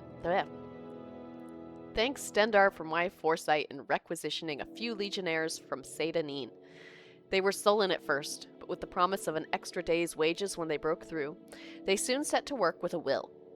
While these measures may sound harsh to my readers back in the comforts of civilization, let me assure you that there is no other way to get these people to stick to a task. The blockage was much worse than I had first thought, and in the end it took almost 2 weeks to clear the passage. The diggers were as excited as I was when their picks finally broke through the far end into emptiness, and we shared a round of the local liquor together, a foul concoction in truth, to show that all was forgiven. I could hardly restrain my eagerness as they enlarged the hole to allow entry into the chamber beyond. Would the passage lead to entirely new levels of the ancient city, filled with artifacts left by the vanished dwarves? Or would it be only a dead end, some side passage leading nowhere? My excitement grew as I slid through the hole and crouched for a moment in the darkness beyond. From the echoing sounds of the stones rattling beneath my feet, I was in a large room, perhaps very large. I stood up carefully and unhooded my lantern. As the light flooded the chamber, I looked around in astonishment. Here were wonders beyond even my wildest dreams. As the light from my lamp filled the chamber beyond the rockfall, I looked around in astonishment. Everywhere was the warm glitter of dwarven alloys. I had found an untouched section of the ancient city. My heart pounding with excitement, I looked around me. The room was vast, the roof soaring up into darkness beyond the reach of my lamp, the far end lost in shadows with only a tantalizing glimmer hinting at treasures not yet revealed. Along each wall stood rows of mechanical men, intact except for one oddity. Their heads had been ritually removed and placed on the floor at their feet. This could mean only one thing. I had discovered the tomb of a great dwarven noble, maybe even a king. Burials of this type had been discovered before, most famously by Ransom's expedition to Hammerfell, but no completely intact tomb had ever been found. Until now. But if this was truly a royal burial, where was the tomb? I stepped forward gingerly, the rows of headless bodies standing silently as they had for aeons, their disembodied eyes seeming to watch me as I passed. I had heard wild tales of the curse of the dwarves, but had always laughed it off as superstition. But now, breathing the same air as the mysterious builders of this city, which had lain undisturbed since the cataclysm that spelled their doom, I felt a twinge of fear. There was some power here, I felt, something malevolent that resented my presence. I stopped for a moment and listened. All was silent. Except, it seemed I heard a faint hiss, regular as breathing. I fought down a sudden surge of panic. I was unarmed, not thinking of danger in my haste to explore past the blocked passage. Sweat Sweat dripped down my face as I scanned the gloom for any movement. The room was warm, I suddenly noticed, much warmer than the rest of the labyrinth thus far. My excitement returned. Could I have found a section of the city still connected to a functioning steam grid? Pipes ran along the walls, as in all sections of the city. I walked over and placed my hand on one. It was hot, almost too hot to touch. Now I saw that in places where the ancient piping had corroded, small jets of steam were escaping. The sound I had heard. I laughed at my own credulity. I now advanced quickly into the far end of the room, giving a cheerful salute to the ranks of mechanical soldiers who had appeared so menacing only moments before. I smiled with triumph as the light swept back the darkness of centuries to reveal the giant effigy of a dwarven king standing on a raised dais, his metal hand clutching his rod of office. This was the prize indeed. I circled the dais slowly, admiring the craftsmanship of the ancient dwarves. The Golden King stood 20 feet tall under a freestanding domed cupola, his long, upswept beard jutting forward proudly as his glittering metal eyes seemed to follow me. But my superstitious mood had passed, and I gazed benevolently at the old dwarven king. My king, as I had already begun to think of him. I stepped onto the dais to get a better look at the sculpted armor. Suddenly, the eyes of the figure opened, and it raised a mailed fist to strike. I'm gonna drink a little more coffee. Okay. It raised a mailed fist to strike. I leaped to one side as the golden arm came crashing down, striking sparks from the steps where I had stood a moment before. With a hiss of steam and the whir of gears, the giant figure stepped ponderously out from under its canopy and strode toward me with frightening speed, its eyes tracking me as I scrambled backward. I dodged behind a pillar as the fist whistled down again. I had dropped my lantern in the confusion, and now I crept into the darkness outside the pool of light, hoping to slip between the headless mechanisms and thus escape back to the safety of the passageway. Where had the monster gone? You would think that a 20-foot golden king would be hard to miss, but he was nowhere to be seen. The guttering lamp only illuminated a small part of the room. He could be hiding anywhere in the gloom. I crawled faster. Without warning, the dim ranks of dwarven soldiers in front of me went flying as the monstrous guardian loomed before me. He had cut off my escape. As I dodged forward, blow after blow whistled down as the implacable machine followed me relentlessly, driving me into the far corner of the room.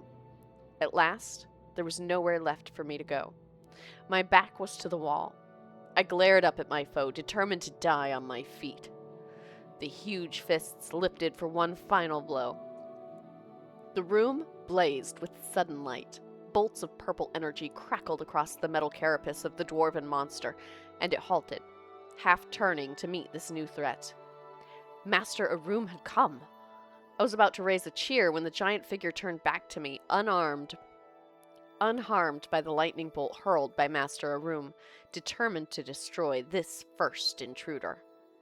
I shouted out, "Steam! Steam!" as the giant raised his fist to crush me into the floor. There was a hiss and a gust of bitter cold, and I looked up. The monster was now covered with a shell of ice, frozen in the very moment of dispatching me. Master Arum had understood. I leaned against the wall with relief. The ice cracked above me. The giant golden king stood before me, the shell of ice falling away, his head swiveling towards me in triumph. Was there no stopping this dwarven monstrosity? But then the light faded from his eyes, and his arms dropped to his sides. The magical frost had worked, cooling its steam-driven energy. As Master Arum and the diggers crowded around me, congratulating me on my narrow escape, my thoughts drifted. I imagined my return to the Imperial City, and I knew that this would be my greatest triumph yet.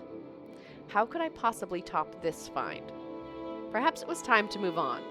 Recovering the fabled Eye of Argonia, now that would be a coup. I smiled to myself, reveling in the glory of the moment, but already planning my next adventure. Ah, someone who can never be satisfied, I see. The Ruins of Kemel-Ze. Gonna drink a little water now. Alright. Drank some water, did some smacking things. Make my mouth feel a little more normal. Ah. Alright, overview of gods and worship. I think I had done that one, right? Gods and worship. No! I've done that one in Oblivion, but not in Morrowind. I've done gods and worship. I don't know if it's the same. So, let's see. Let's see here. I think it's the same one. An Overview of Gods and Worship in Tamriel by Brother Hetchfeld. Editor's note. Brother Hetchfeld is an associate scribe at the Imperial University, Office of Introductory Studies. Gods are commonly judged upon the evidence of their interest in worldly matters. A central belief in the active participation of deities in mundane matters can be challenged by the reference to apparent apathy and indifference on the part of gods during times of plague or famine. From intervention in legendary quests to manifestations in common daily life, no pattern for the gods of Tamriel activities is readily perceived. No pattern for the gods of Tamriel's activities is readily perceived. The concerns of gods in many ways seem unrelated or at best unconcerned with the daily trials of mortal realm.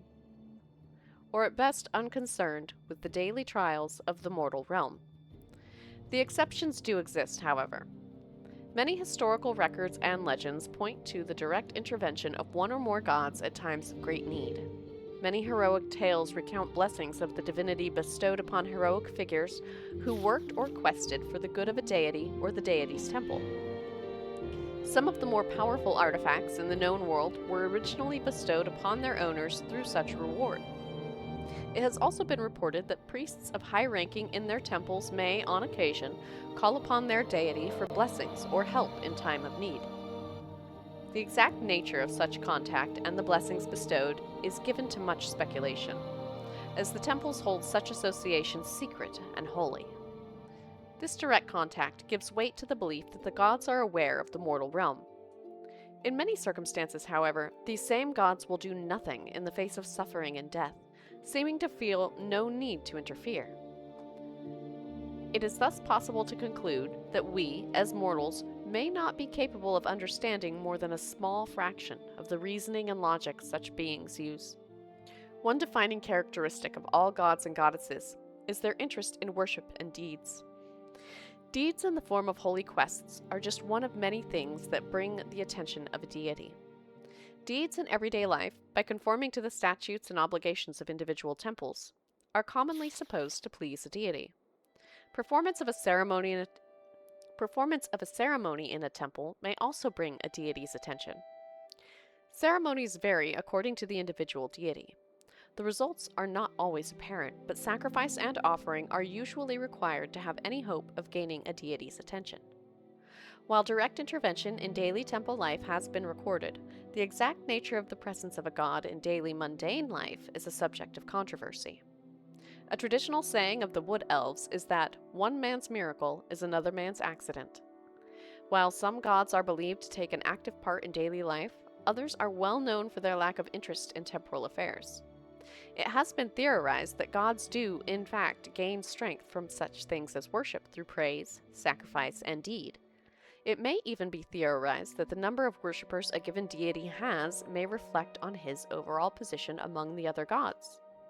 This is my own conjecture, garnered from the apparent ability of the larger temples to attain blessings and assistance from their god with greater ease than smaller religious institutions. There are reports of the existence of spirits in our world that have the same capacity to use the action and deeds of mortals to strengthen themselves, as do the gods. The understanding of the exact nature of such creatures would allow us to understand with more clarity the connection between a deity and the deity's worship. The implication of the existence of such spirits leads to the speculation that these spirits may even be capable of raising themselves to the level of a god or goddess. Motsuo of the Imperial Seminary has suggested that these spirits may be the remains of gods and goddesses who, through time, lost all or most of their following, reverting to their earliest, most basic form. Practitioners of the old ways say that there are no gods, just greater and lesser spirits. Perhaps it is possible for all three theories to... I think I was talking about whatever I read in that book the other day. I need a little more water. Alright, next book. Invocation of Azura. I know I haven't read this one. Invocation of Azura by Sigilla Parate. For 300 years, I have been a priestess of Azura, the Daedric princess of Moonshadow, mother of the rose, and queen of the night sky. Every Hogatham, which we celebrate on the 21st of First Seed, we summon her guidance. By Azura, by Azura, by Azura. That song, I don't know if you saw. There's a song of the Adoring fan. And I made it a little clip, so when people subscribe to me, it plays a little clip of like his dialogue auto-tuned essentially to a song, and it's really unnecessarily catchy. The song. Did the Scrolls guy made a song about it? I don't know who made the song. Here, I will pretend that someone has subbed me so you can... It'll also give you a link to the song in case you never watched it. Where did it go? Where did it go? Alerts. There we are. I'll pretend somebody subscribed. Is it not working? Well, heck, that didn't work for some reason. Try this one. My alerts might be broken for some reason. Let me just give you the link. Well, if anyone subscribed to me and didn't get an alert, that's why. For some reason, they seem to not be working. But there's the link to the little song. It's called Worship the Ground You Walk On, or The Ground You Walk On, or something like that. It's really funny and unnecessarily catchy. And now I can't see By Azura, By Azura, By Azura and not sing it. It's not Young Scrolls. No, it's not Young Scrolls. It's someone else. But when I listened to it, Young Scrolls did get suggested in my YouTube. For sure. Alright, where was I at? For 300 years, every Hogatham, which we celebrate on the 21st of First Seed, we summon her for guidance, as well as to offer things of worth and beauty to Her Majesty. She is a cruel but wise mistress. We do not invoke her on any Hogatham troubled by thunderstorms. We do not invoke her on any Hogatham troubled by thunderstorms, for those nights belong to the Mad One, Sheogorath, even if they do coincide with the occasion. Azura at such times understands our caution.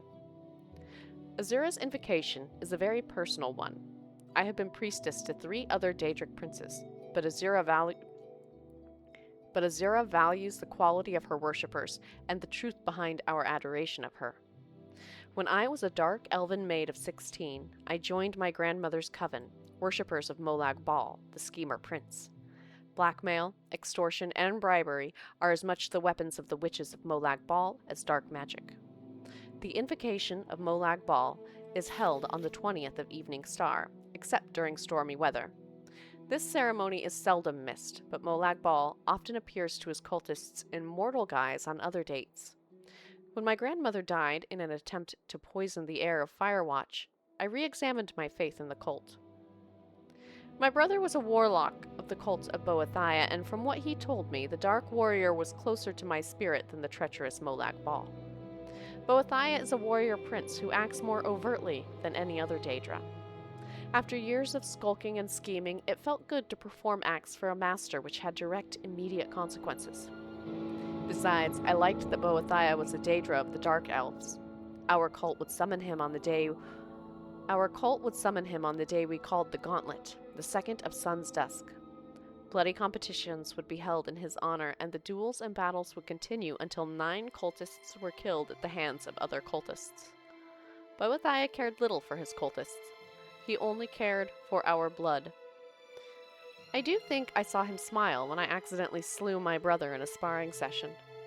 My horror, I think, greatly pleased him. I left the cult soon after that. Boethia was too impersonal for me, too cold. I wanted a mistress of greater depth. For the next 18 years of my life, I worshipped no one. Instead, I read and researched. It was in an old and profane tome that I came upon the name of Nocturnal. Nocturnal, the night mistress. Nocturnal, the unfathomable. As the book prescribed, I called to her on her holy day, the 3rd of Hearthfire. At last, I had found the personal mistress I had so long desired. I strove to understand her labyrinthine philosophy, the source of her mysterious pain.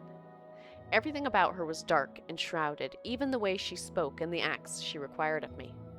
It took years for me to understand the simple fact that I could never understand Nocturnal.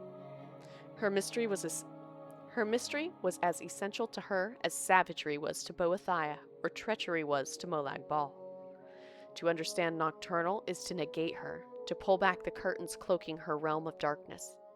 As much as I loved her, I recognized the futility of unraveling her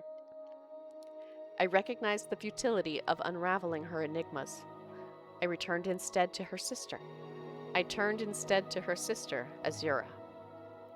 Azura is the only Daedra princess I have ever worshipped who seems to care about her followers. Molag Bal wanted my mind. Boethia wanted my arms, and Nocturnal, perhaps, my curiosity. Azura wants all of that, and our love above all. Not our abject slavering, but our honest and genuine caring in all its forms. It is important to her that our emotions be engaged in her worship, and our love must also be directed inward. If we love her and hate ourselves, she feels our pain. I will, for all time, have no other mistress. All right. Oh gosh, that's why it didn't show up.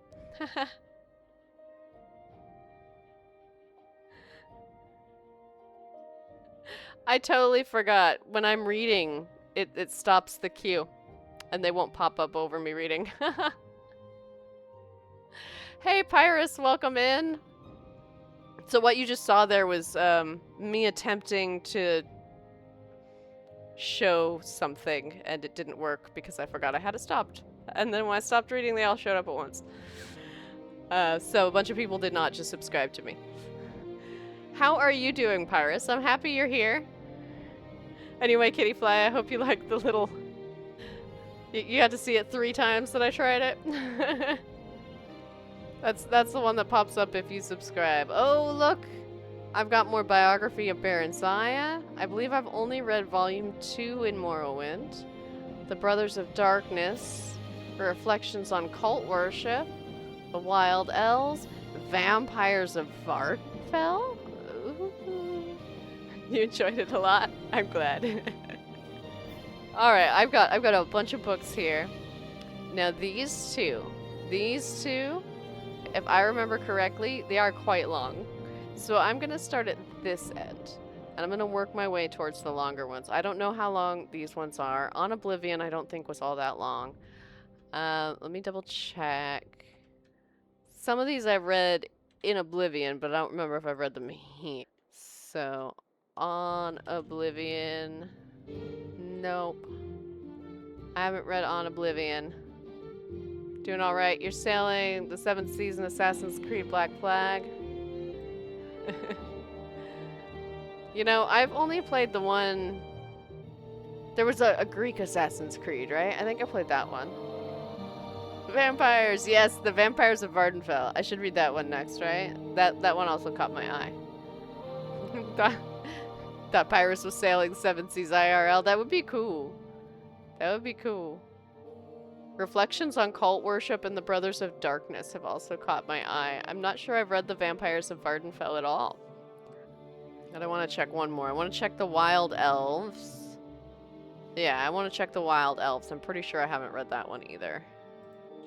Wild Elves. Nope. Okay. Cool. So basically, this whole bottom shelf, except for the second one in the biography of Baron Zaya, we're gonna read. Assassin's Creed Odyssey, that's what it was. Still haven't finished the DLC? Oh goodness, it was so long ago. I don't remember if there was DLC or not. I had a good time though. It was a fun one. I will play that one again. I don't remember much of the story, but it was fun. That's a long past your time with Assassin's Creed. Yeah. It takes place during the Peloponnesian War. There aren't that many good periods.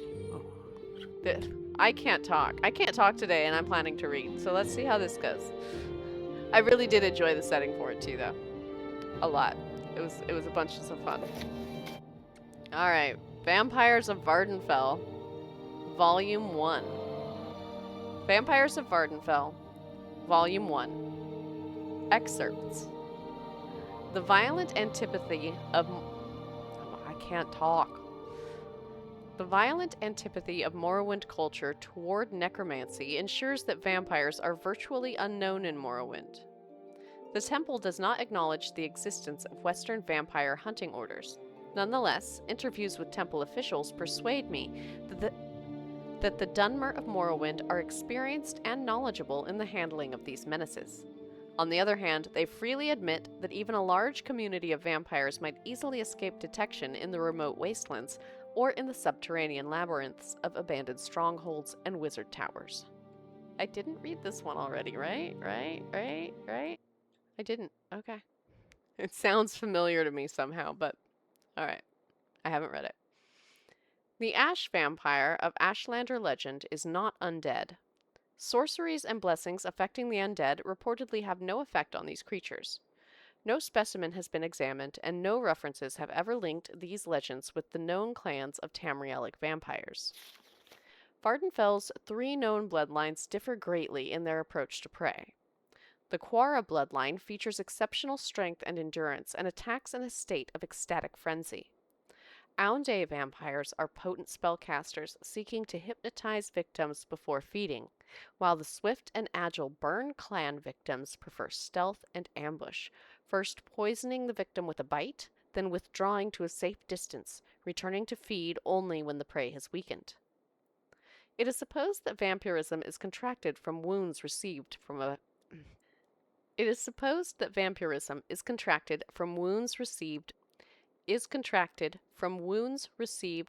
vampire.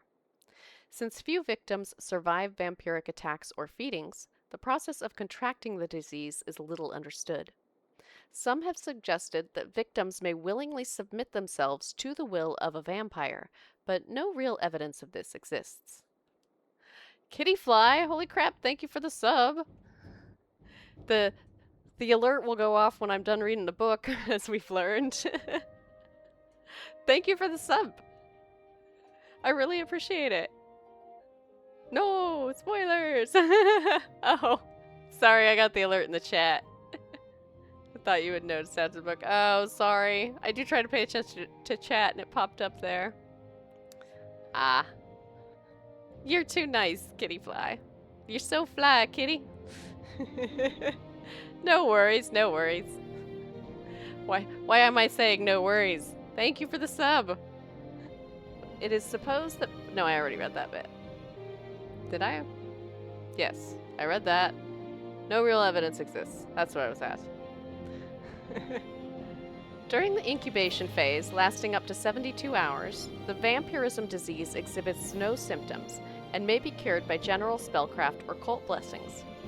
However, during incubation, some victims have reported sleep disturbances and troubling dreams. After symptoms are exhibited, however, the disease is incurable and irreversible.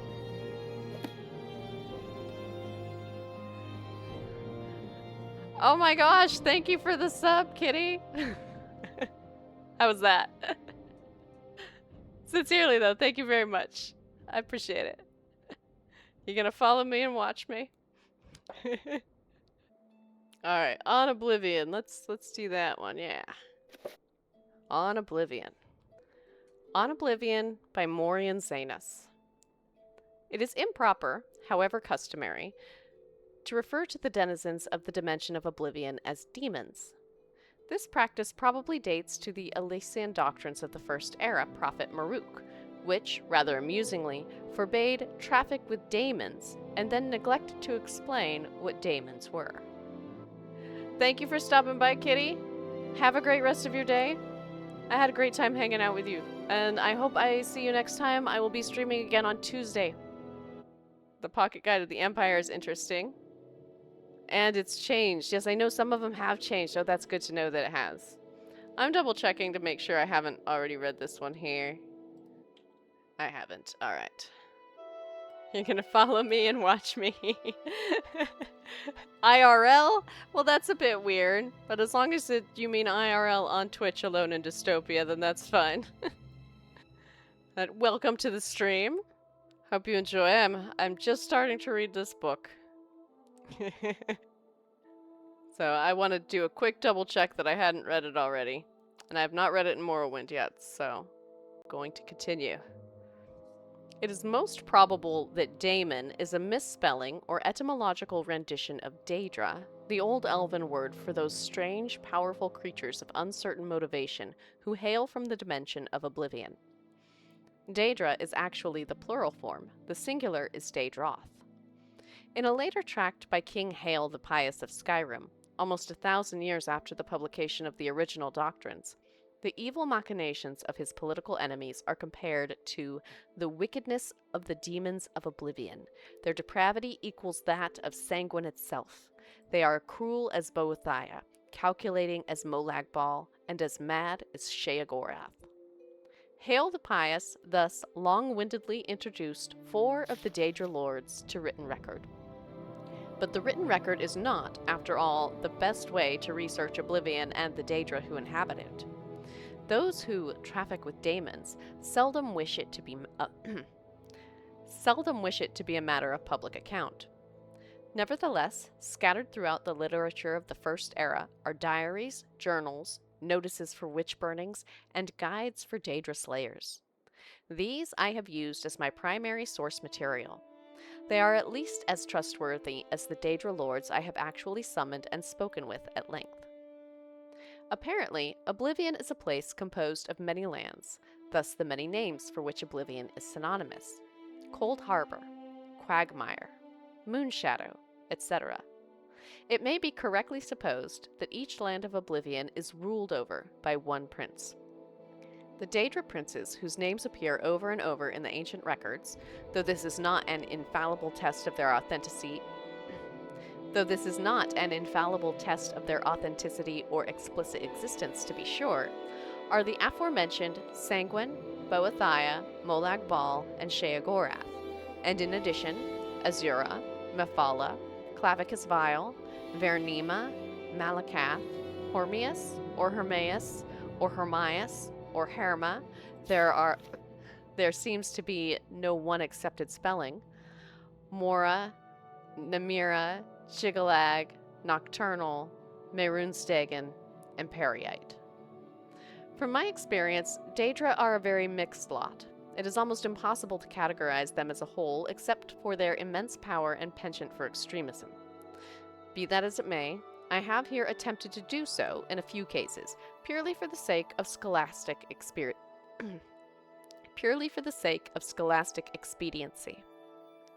Chigalag was always an interesting one.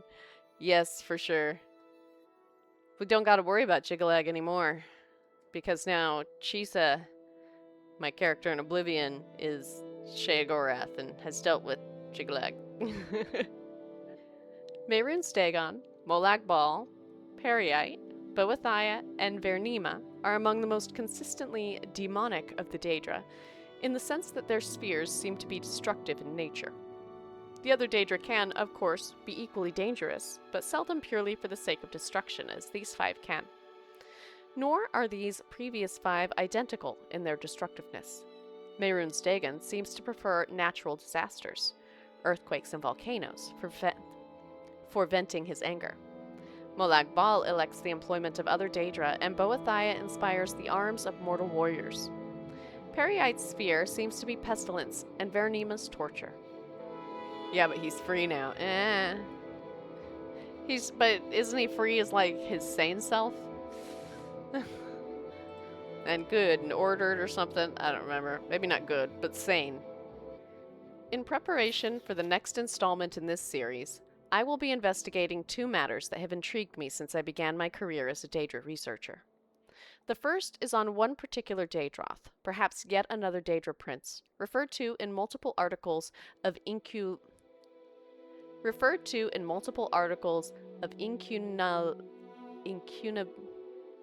what is that word? I gotta look it up. Beulah.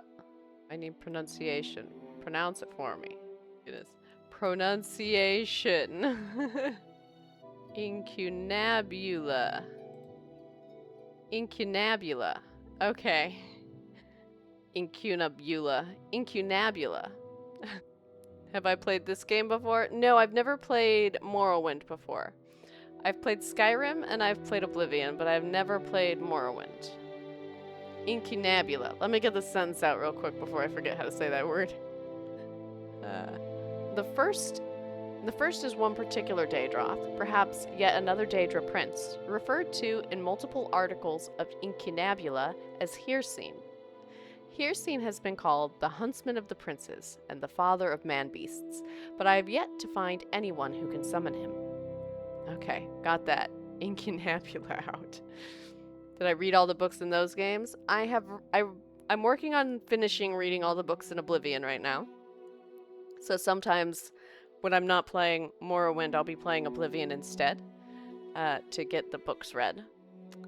I've read not just books, but like if you include the letters and all the other things, I've read around 300 things so far in Oblivion. But that's not just books. Books is probably a little less than half of that.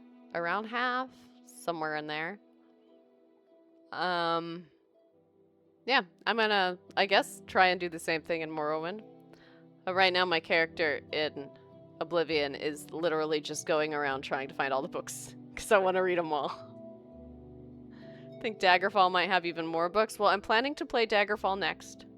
So, then it will be all the books in Daggerfall. I've apparently somehow stumbled myself into a little challenge, but I'm enjoying it. I don't know if all the Morrowind books are in those games. Yeah, I think that each of the games has books that's unique to it, and some of the games, like some of the books, change in between the games. And I just thought I'll read all the books from all the games. That'll be fun. Why not? Maybe I'll even do Arena. Does Arena have books? I don't know. I do have Arena, though. But Daggerfall is for sure next.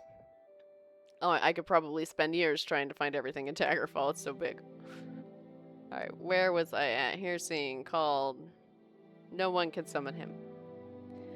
The other, and perhaps more doubtful goal I have, is to find a practical means for mortal men to pass through Oblivion.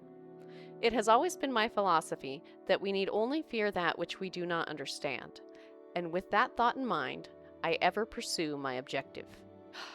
Oh, right. I remember, because later on, I found a book. This is in Oblivion. I'd read this, and then later on you find a book where someone talks about what happened to this guy while he was studying. I remember that now. I remember. Alright, so I've done On Oblivion, I've done Vampires of Vvardenfell, Wild Elves next, I think? How many pages are there? Okay, I'm gonna do the Wild Elves, and then I need a bathroom break, because I've been drinking a lot of water. So, Wild Elves, little break, and then I'm gonna continue on down the shelf, because I have more new stuff to read.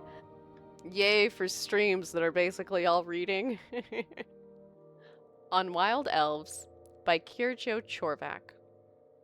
In the wilds of most every province of Tamriel, descended philosophically, if not directly from the original inhabitants of the lands, are the Aelids, commonly called the Wild Elves. While three races of elven stock, the Altmer or High Elves, the Bosmer or Wood Elves, and the Dunmer or Dark Elves, have assimilated well into the new cultures of Tamriel. The Aelids and their brethren have remained aloof toward our civilization, preferring to practice the old ways far from the eyes of the world. The Wild Elves speak a variation of Old Cyrodiilic, opting to shun Tamrielic and separate themselves from the mainstream of Tamriel even further than the least urbanized of their elven cousins. In temperament, they are dark-spirited and taciturn, though this is from the point of view of outsiders, or Pelani in their tongue, and doubtless they act differently within their own tribes. Indeed, one of the finest sages of the University of Gwillem was a civilized Ayleid elf, Tirhain Fire, First Era 2790 to Second Era 227, whose published work on Wild Elves suggests a lively, vibrant culture. Fire is one of the very few Ayleids to speak freely on his people and religion, and he himself said the nature of the Ayleid tribes is multi-hued, their personalities often wildly different from their neighboring tribes. Fire, T. Nature of Ayleidic Poesy, page 8, University of Gwillem Press, Second Era 12. Like any alien culture, wild elves are often feared by the simple people of Tamriel. The Ayleids continue to be one of the greatest enigmas of the continent of Tamriel. They seldom appear in the pages of written history in any role, and then only as a strange sight a chronicler stumbles upon before they vanish into the woods. When probable fiction is filtered from common legend, we are left with almost nothing. The mysterious ways of the Ayleids have remained shrouded since before the First Era, and may well remain so for thousands of years to come. When was this book written, anyway? Because I was going through Ayleid ruins in Oblivion, like, they seemed gone. But I did also read a book recently that, like, acted like... No, it was in the Second Era, though. I'm pretty sure the book was set in the Second Era. It was fiction. In the 2920 series, I believe. I think that's Second Era 2920, isn't it? I'm not very good with my eras. Thank you for the follow, Alone in Dystopia. I'm being followed. The Ayleids were a pretty long time ago. Yeah, that's what I was thinking. So it was like... that's why I was wondering, when was this book written? Because it's written as though the Ayleids exist contemporaneously to when the book was written. But they're secretive and off in the forest. And that 2920 book, the Ayleid that was there, in the one scene that I'm thinking of anyway, like, disguised itself as a bird and then appeared when help was needed, essentially. What was that? Anyway, I'm gonna save real quick. I just gotta pull this up.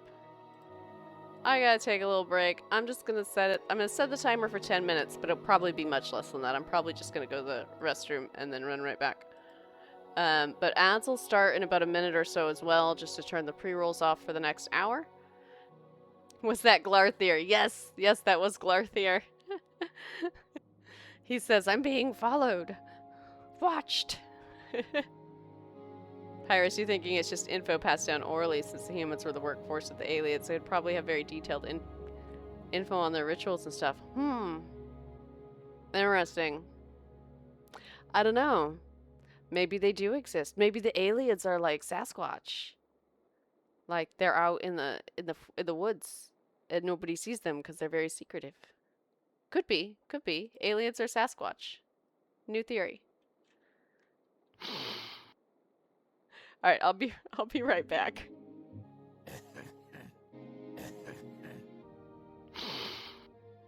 Oh, wow, look at me. I can pee and smoke a bowl in under 5 minutes. I am talented. Pellinol made it his namesake to wipe them out. I've got some thoughts on Pellinol, but we don't need ranting right now, I suppose. It could be. I was just curious if they were still around. Maybe they're gone. And all the thoughts about them still being around is just like folklore stuff, yeah? That does make sense too. Do you do drugs? That depends. Weed isn't drugs. It's like... yeah, it's legal where I'm at, so it's fine. Don't worry about it. Reflections on Cult Worship in the Empire. From the correspondence of Cusius Plesia, imperial trader, writing from the Vos trade house in Vvardenfell district, province of Morrowind. Well, actually, it is a drug, just a legal drug. Yeah.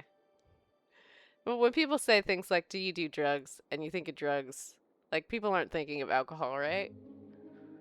And where I live, weed and alcohol are, like, kind of the same thing.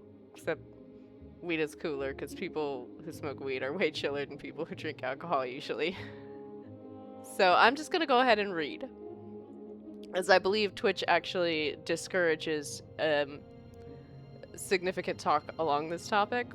So I'm gonna leave it at my little joke and move on, rather than skirting any Twitch issues, if you don't mind. Sorry, Alone in Dystopia.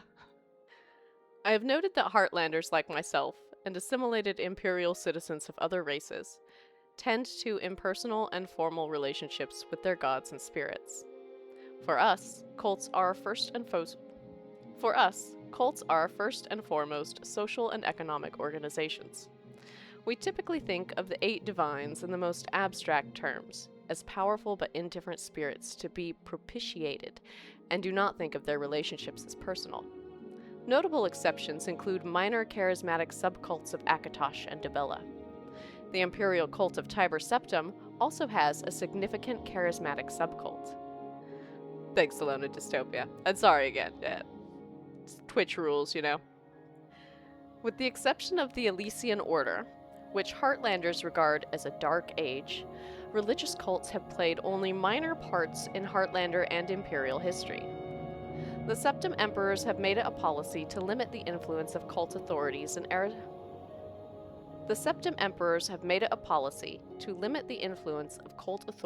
in aristocratic, military, and bureaucratic affairs. Cult worship is regarded as a private and practical matter, and public pronouncements by religious figures are not welcomed. Nordic hero cults provide a strong countercurrent to the dominant secularism of the Empire. The imperial cult of Tiber Septim is just such a hero cult, and among the military, provincial colonists, the recently assimilated foreigners, the cult is particularly strong and personal. The Tribunal Temple in Morrowind and its predecessor, House Ancestor cults, are, by contrast with imperial cults, extremely intimate and personal. In ancestor cults, the worshipper has a direct relationship with the blood family ancestor spirit, and the temple cultist's relationship with the tribunal is a relationship with a living, breathing god who walks the earth, speaks in person with priests and cultists, and whose daily actions are prescribed models for the daily actions of their followers. The differences in religious temperament between Heartlanders and Morrowind Dunmer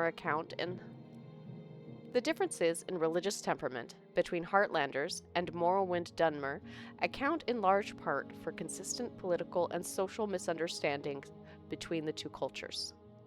Heartlanders do not consider cult affairs as serious matters, whereas the Dunmer consider cult affairs, and in particular ancestral spirit veneration, to be very serious matters indeed. Heartlanders are casual and tolerant in religious matters. Dunmer are passionate and extremely intolerant. Heartlanders do not speak with their gods and do not think of their actions as under constant review and judgment by their gods. The Dunmer feel that all they think and do is under the ever-watchful eye of the tribunal and family ancestor spirit. Okay, interesting. Showing how they're different. That was very interesting, actually. The reflections on cult worship. Alright, Brothers of Darkness. The Brothers of Darkness by Palarn Ossi. Oh, have I read this? Hang on, let me double check real quick. I thought it sounded new, but it might not be, actually. My books. There we go. No, I have not read it. Brothers of Darkness. Nope. It looks familiar, but I don't see it in my list of things that I've read. Alright. Okay. I must have read it in Oblivion, and I haven't uploaded it yet. Alright. The Brothers of Darkness by Palarn Ossi. As their name suggests, The Dark Brotherhood has a history shrouded in obfuscation. Their ways are secret to those who are not themselves brothers of the Order. Brother is a generic term. Some of their deadliest assassins are female, but they are often called brothers as well.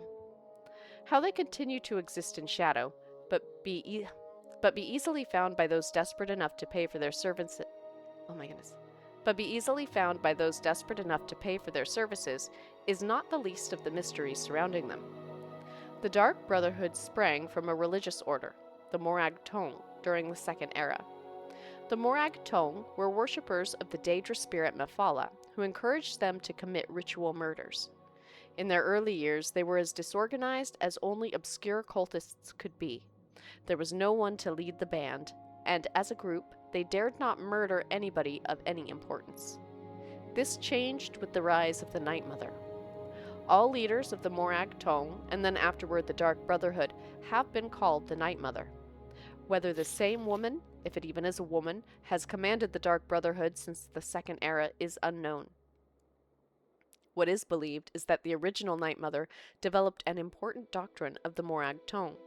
The belief that, while Mephala does grow stronger with every murder committed in her name, certain murders were better than others. Murders that came from hate pleased Mephala more than murders committed because of greed. Murders of great men and women pleased Mephala more than murders of relative unknowns. We can approximate the time this belief was adopted with the first known murder committed by the Morag Tong. In the year 324 of the Second Era, the potentate Versaduce was murdered in his palace in what is today the Elsewhere Kingdom of Senchal. In a brash move, the Night Mother announced the identity of the murderers by painting Morag Tong on the walls in the potentate's own blood. Previous to that, the Morag Tong existed in relative peace, more or less like a witch's coven, occasionally persecuted, but usually ignored. In remarkable synchronicity, at a time when Tamriel the arena was a fractured land, the Morag Tong was outlawed throughout the continent. Every sovereign gave the cult's elimination his highest priority. Nothing more was officially heard of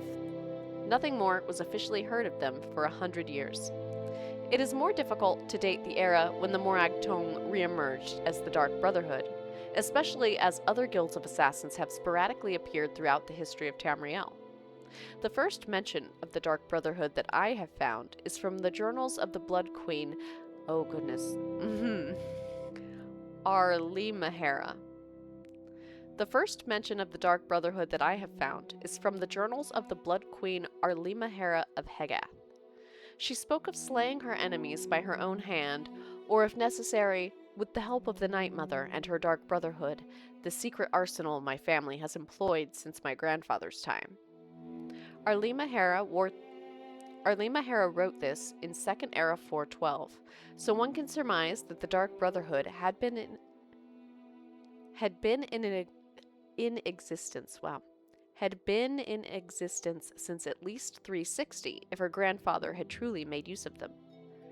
The important distinction between the Dark Brotherhood and the Morag Tong was that the Brotherhood was a business as much as it was a cult. Rulers and wealthy merchants used the order as an assassin's guild. The Brotherhood gained the obvious rewards of a profitable enterprise, as well as the secondary benefit that rulers could no longer actively persecute them. They were needed. They were purveyors of an essential commodity. Even an extremely virtuous leader would be unwise to mistreat the Brotherhood. Not long after Arlimahera's journal entry came perhaps the most famous series of executions in the history of the Dark Brotherhood. The Colovian Emperor Potentate Severian Chorak and every one of his heirs were murdered on one bloody night in Sun's Dawn in 430. Within a fortnight, the Colovian dynasty crumbled to the delight of its enemies. For over 400 years, until the advent of the warrior emperor Tiber Septim, chaos reigned over Tamriel. Though no comparably impressive executions have been recorded, the Brotherhood must have grown fat with gold during that interregnum. You might be a little evil right now. You drew a haunting image in the game you're playing. The Dark Brotherhood has no shortage of business opportunities. An accounting, I have been informed, is the Brotherhood's favorite euphemism for an execution.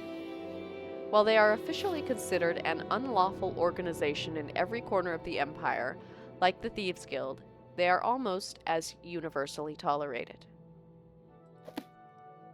So you drew an image in your game? Is it one of those ones like where I guess you draw pictures as part of the gameplay?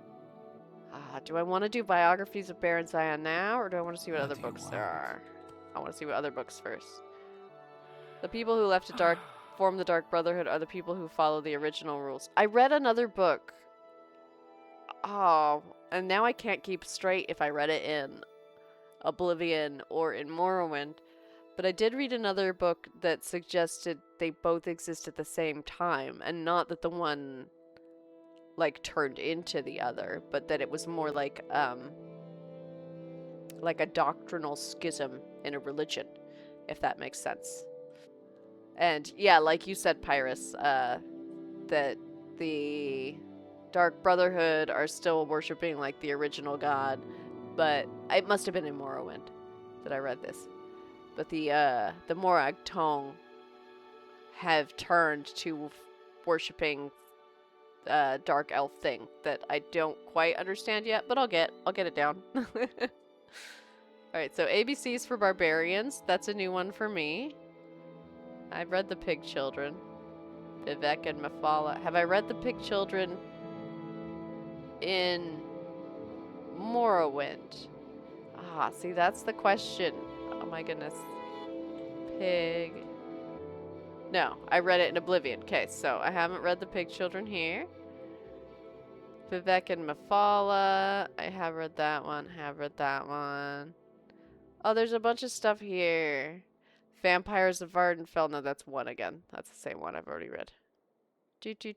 Origin of the Mages Guild.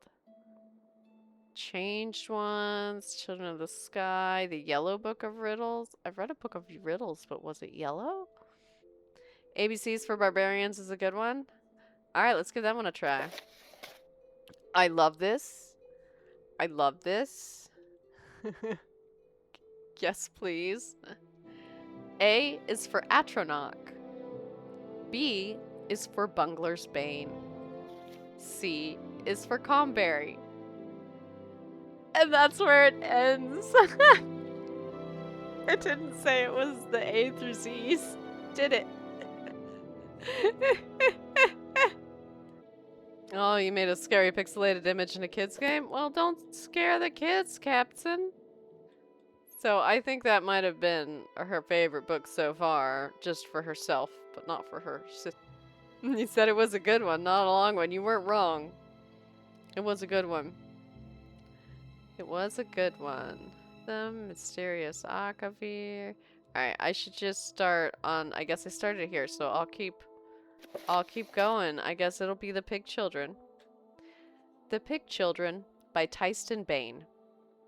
No one, not the oldest dark elf of Mount Dagath-Ur or the ancient sage of Solitude himself, can recall a time when the orc did not ravage our fair Tamriel. Whatever foul and pestilent daedra of Oblivion conjured them up could scarcely have created a more constant threat to the well-being of the civilized races of Tamriel than the obnoxious orc. Orcs are, thankfully, easy to recognize from other humanoids by their size, commonly 40 pertons in height and 15,000 angides in weight, their brutal pig-like features, and their stench. They are consistently belligerent, morally grotesque, intellectually moronic, and unclean. By all rights, the civilized races of Tamriel should have been able to purge the land of their blight eras ago, but their ferocity, animal cunning, and curious tribal loyalty have made them inevitable as leeches in a stagnant pool. Tales of orcish barbarity precede written record. When Jastiaga wrote of the Order of Diagnas joining the armies of Daggerfall and Sentinel to hold at bay the wicked orcs in their foul Orsinium fastness and burn aught the cleansing flame in First Era 950, She assumed that any reader would be aware of the savagery of the orcs. When the siege was completed, 30 years later, after the death of many heroes, including Gaiden Shinji, and the destruction of Orsinium scattered the orcish survivors throughout the Rothgarian mountains, she further wrote, "The free peoples rejoiced for that their ancient fell enemy was dispersed into diverse parts." Obviously, the orcs had been terrorizing the region of the Iliac Bay at least since the early years of the First Era. Ugh. She did not like that one. Definitely not good to give her sister something that will make her feel worse about herself, right? Vivec and Mephala. Quick check to make sure. No, I haven't read it. Alright. Okay. Vivec and Mephala. Who is Almsivi? Morrowind is holy country, and its gods are flesh and blood. Collectively, these gods are called the Tribunal, the Triune Almsivi, 3 deities exemplifying Dunmerry virtues. Almalexia is mercy, Vivec is mastery, and Sothasil is mystery. Vivec is easily the most popular of them all. Vivec is also the most public, for he is the beloved warrior poet of the true people, paradoxically beautiful and bloody. Vivec is an artistic violence. Vivec is represented in temple literature and liturgy as one of the divine kings of Morrowind. He guards the sacred Velothi subcontinent of Vvardenfell and stands guard over Red Mountain, the gate to Hell. He is part of the Holy Tribunal, a god of the new temple, and an aspect of the blessed and righteous Almsivi. This explicit presentation of Vivec, the guardian god king and warrior poet, is the most accessible and familiar to Westerners. However, it is important to remember that Vivec is also known to the Dunmer as the transcendent evolution of the Daedra that anticipated him. Black Hand's Mephala, a foundation figure of the earliest Chimer. This darker side of Vivec does not appear in the popular literature and liturgy, but is instinctively understood and accepted by the Dunmer as an integral part of Vivec's divan. I was doing fine. But is instinctively understood and accepted by the Dunmer as an integral part of Vivec's divine aspect. A more complete appreciation of the complex nature of Vivec requires an understanding of the nature of Vivec's anticipation, Mephala, and the darker themes represented by this Daedra Lord's modes and motivations. Who is Mephala? Each of the 3 tribunes of the temple were represented in the dawn of Chimeri culture by their anticipations. These anticipations are known to the West as the sinister Daedra Lords Azura, Boethiah, and Mephala. In temple theology, however, Azura is the anticipation of Sothasil, the Mage Lord of Almsivi. Boethiah is the anticipation of Almalexia, Almsivi's mother and lady. Mephala is the anticipation of Vivec. According to legend, under the guidance of these 3 Daedra lords, a discontented throng of Altmer transformed themselves into a new people and founded a new land. And while Boethiah, the so-called Prince of Plots, provided the revolutionary methods needed to bring about this transformation, Mephala was the shadowy implementer of those methods. As known in the West, Mephala is the demon of murder, sex, and secrets. All of these themes contain subtle aspects and violent ones: assassination, genocide, courtship, or assassination/genocide, courtship/orgy, tact/poetic truths. Mephala is understood paradoxically to contain and integrate these contradictory themes, and all these subtle undercurrents and contradictions are present in the Dunmer concepts of Vivec, even if they are not explicitly described and explained in temple doctrine. The Dunmer do not envision Lord Vivec as a creature of murder, sex, and secrets. Rather, they conceive of Lord Vivec as benevolent king, guardian warrior, poet-artist. But at the same time, unconsciously, they accept the notion of darker, hidden currents beneath Vivec's benevolent aspects. For example, one of the most striking persistent myths associated with Vivec is the story that Vivec conspired with his co-rulers Amalexia and Sothasil in the murder of Lord Nerevar, the greatest of Dunmer heroes and generals. The story is derived from Ashlander oral tradition and is flatly contradicted by all temple traditions. Nonetheless, the tale is firmly established in the Dunmer imagination, as if to say, of course Vivec would never have conspired to murder Lord Nerevar, but it happened so long ago. Who can know the truth? The public face of Vivec is benign, sensitive, compassionate, and protective of his followers. At the same time, the Dunmer seem irrationally comfortable with the hidden aspects of Vivec, the darker components of violence, lust, and conspiracy associated with the more primitive and ruthless. Parts of that had me thinking I had read it before. Parts of it had me thinking I hadn't.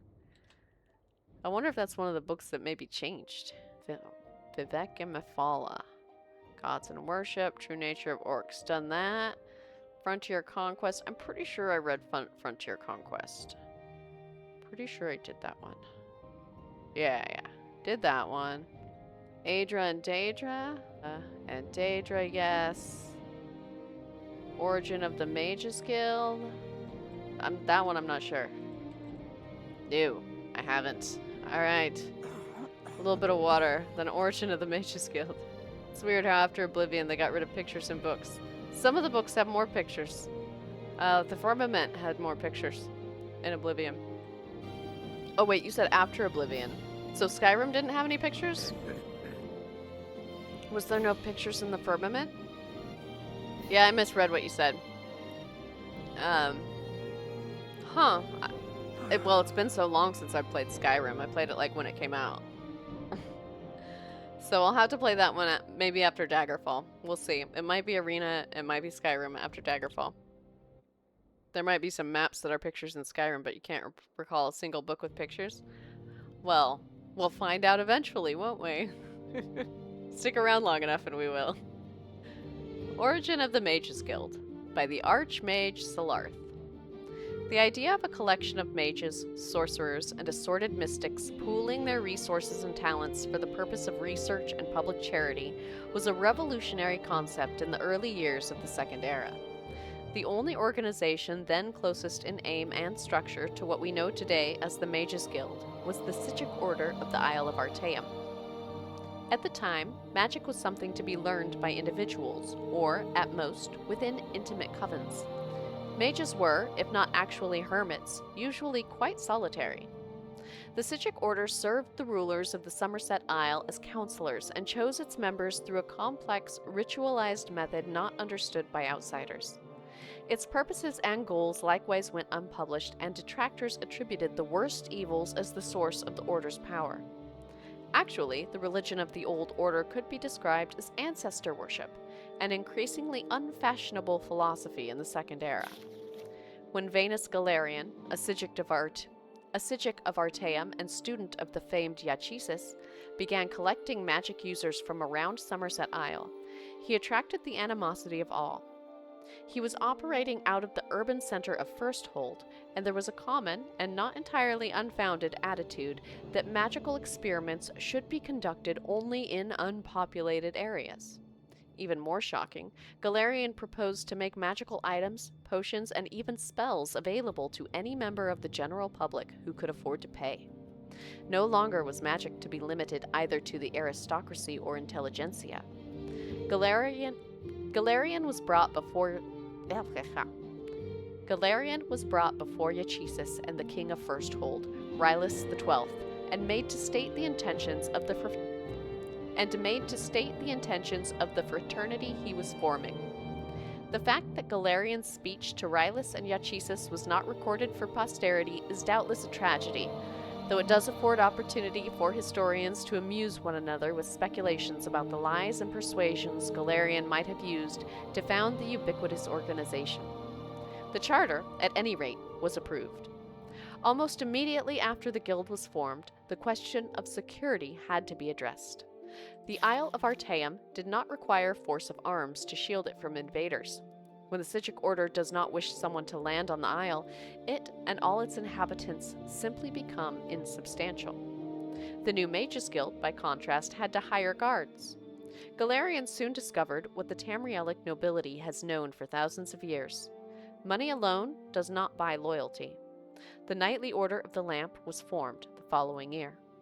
Like a tree from an acorn, the Mages Guild grew branches all over Somerset Isle and gradually the mainland of Tamriel.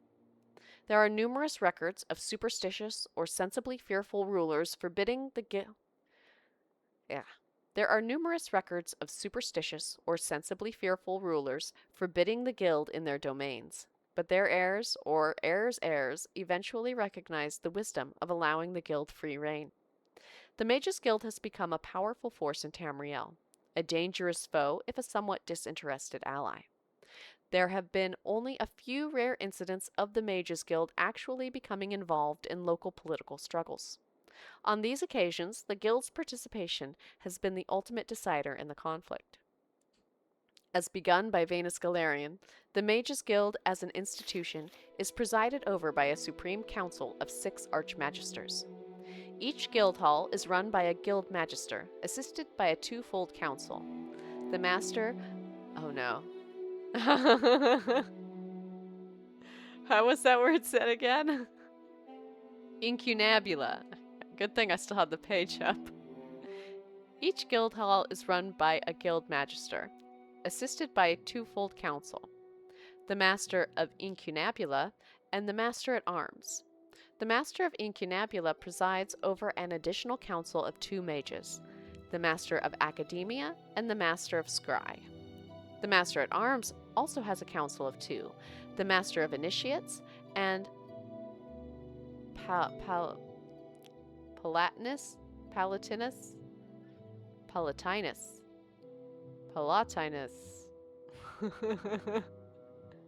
The master of Initiates and the Palatinus. Nope. And the Palatinus. Palatinus?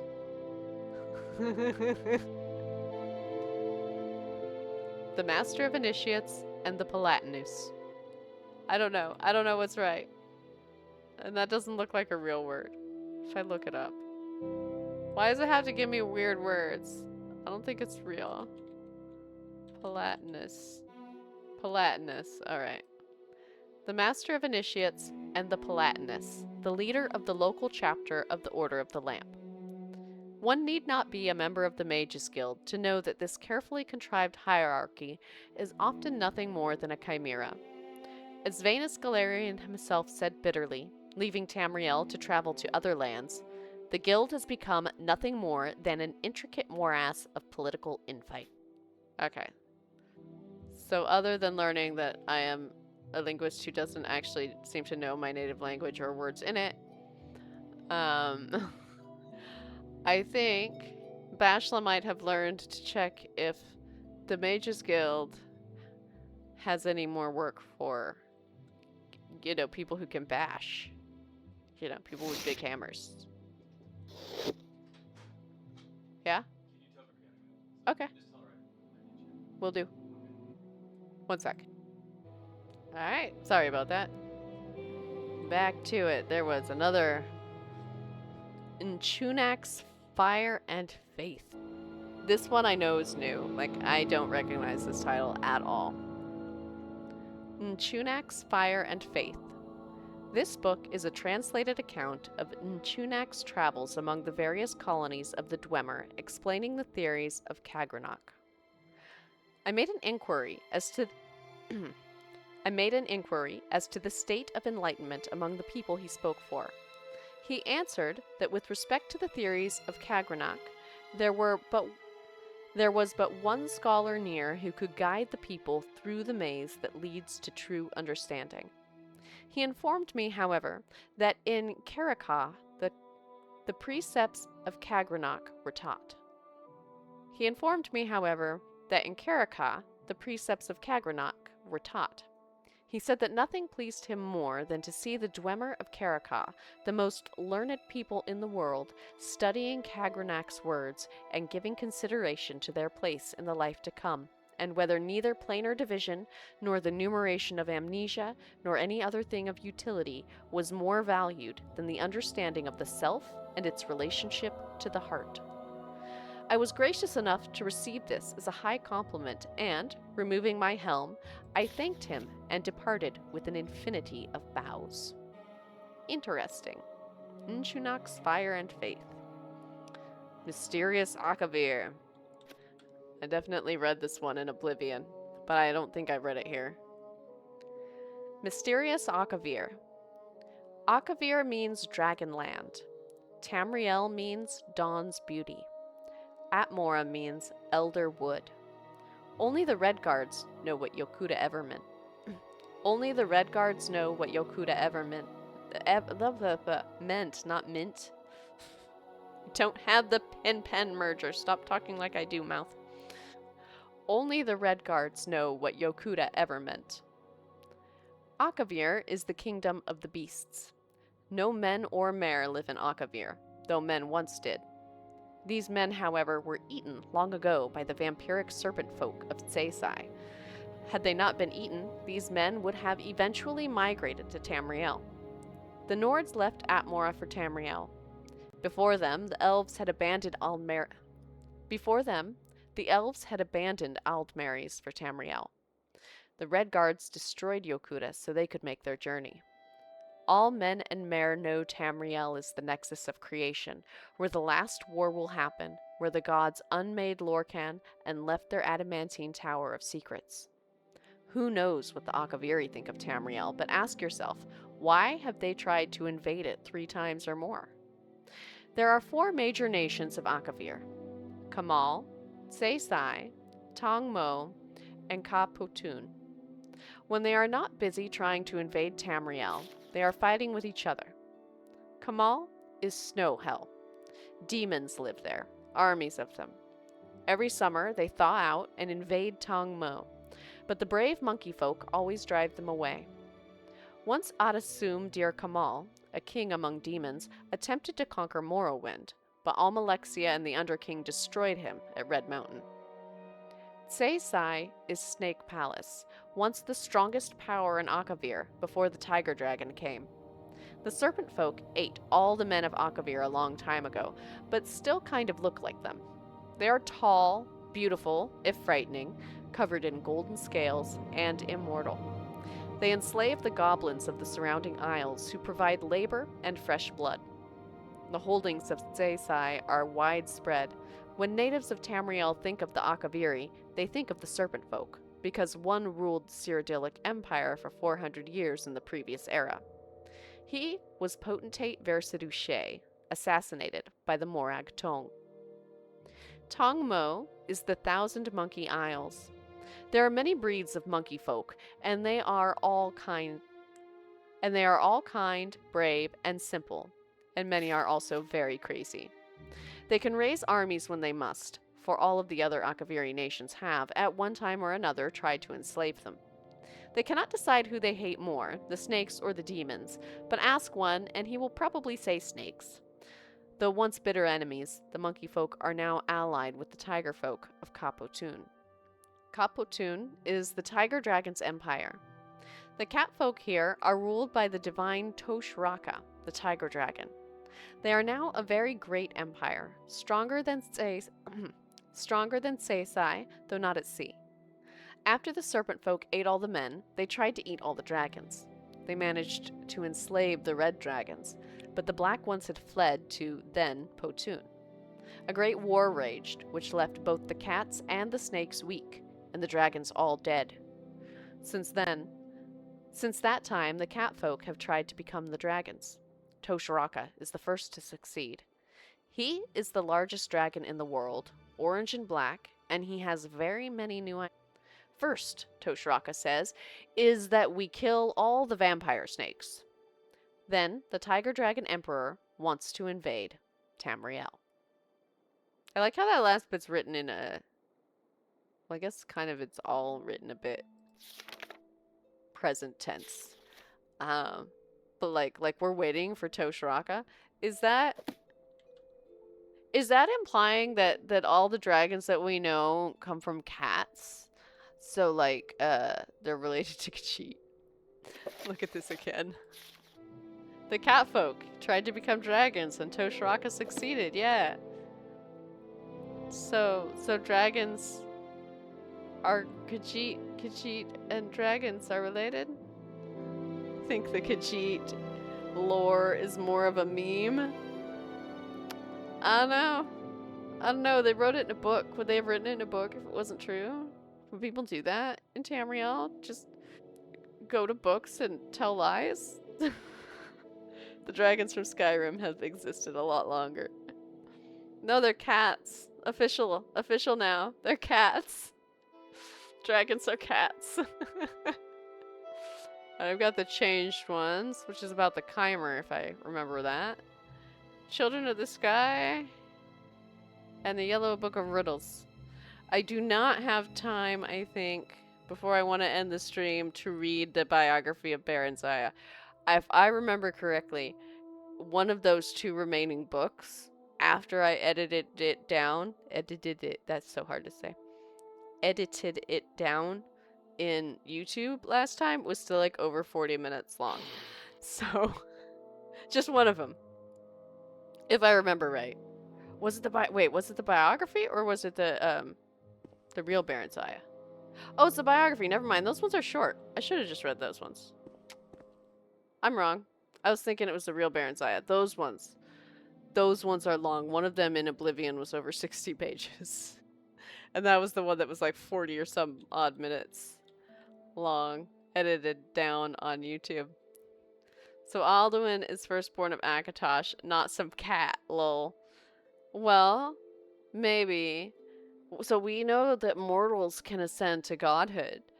So where does Akatosh come from, huh? Maybe Akatosh is cat. Come on. I'm building a headcanon here. You gotta work with me. Although I think Akatosh is actually... Well, not yet. Not yet. It's still Morrowind times. After Oblivion, Akatosh is Martin, right? He's the stuff of Martin. Akatosh is from the Aedra, which are the same species as the Daedra. Yeah, I've read that, but I sometimes like to ignore knowing things in order to say things that I'd rather be. Alright, let's read about the Chimer, which I believe... Well, it says the changed ones, which I believe are the Chimer. I should put it that way. But maybe I'm wrong. Changed ones. Of all the Et Ada who wandered Nirn, Nchunak was the strongest. He, for a very long time, fooled the Aldmeri into thinking that tears were the best response to the sundering. They cried and shamed our ancestors, especially the feminine Altmer. They even took the missing god's name in vain, calling his narratives into question. So one day, Boethiah, Prince of Plots, precocious youth, tricked Nchunak to go into his mouth. Boethiah talked like Nchunak for a while then, and gathered enough people to listen to him. Boethiah showed them the lies of the Et Ada, the Aedra, and told them Nchunak was the biggest liar of all, saying all this with Trinamac's voice. Boethiah told the mass before him the triangled truth. He showed them, with Mephala, the rules of Psijic endeavor.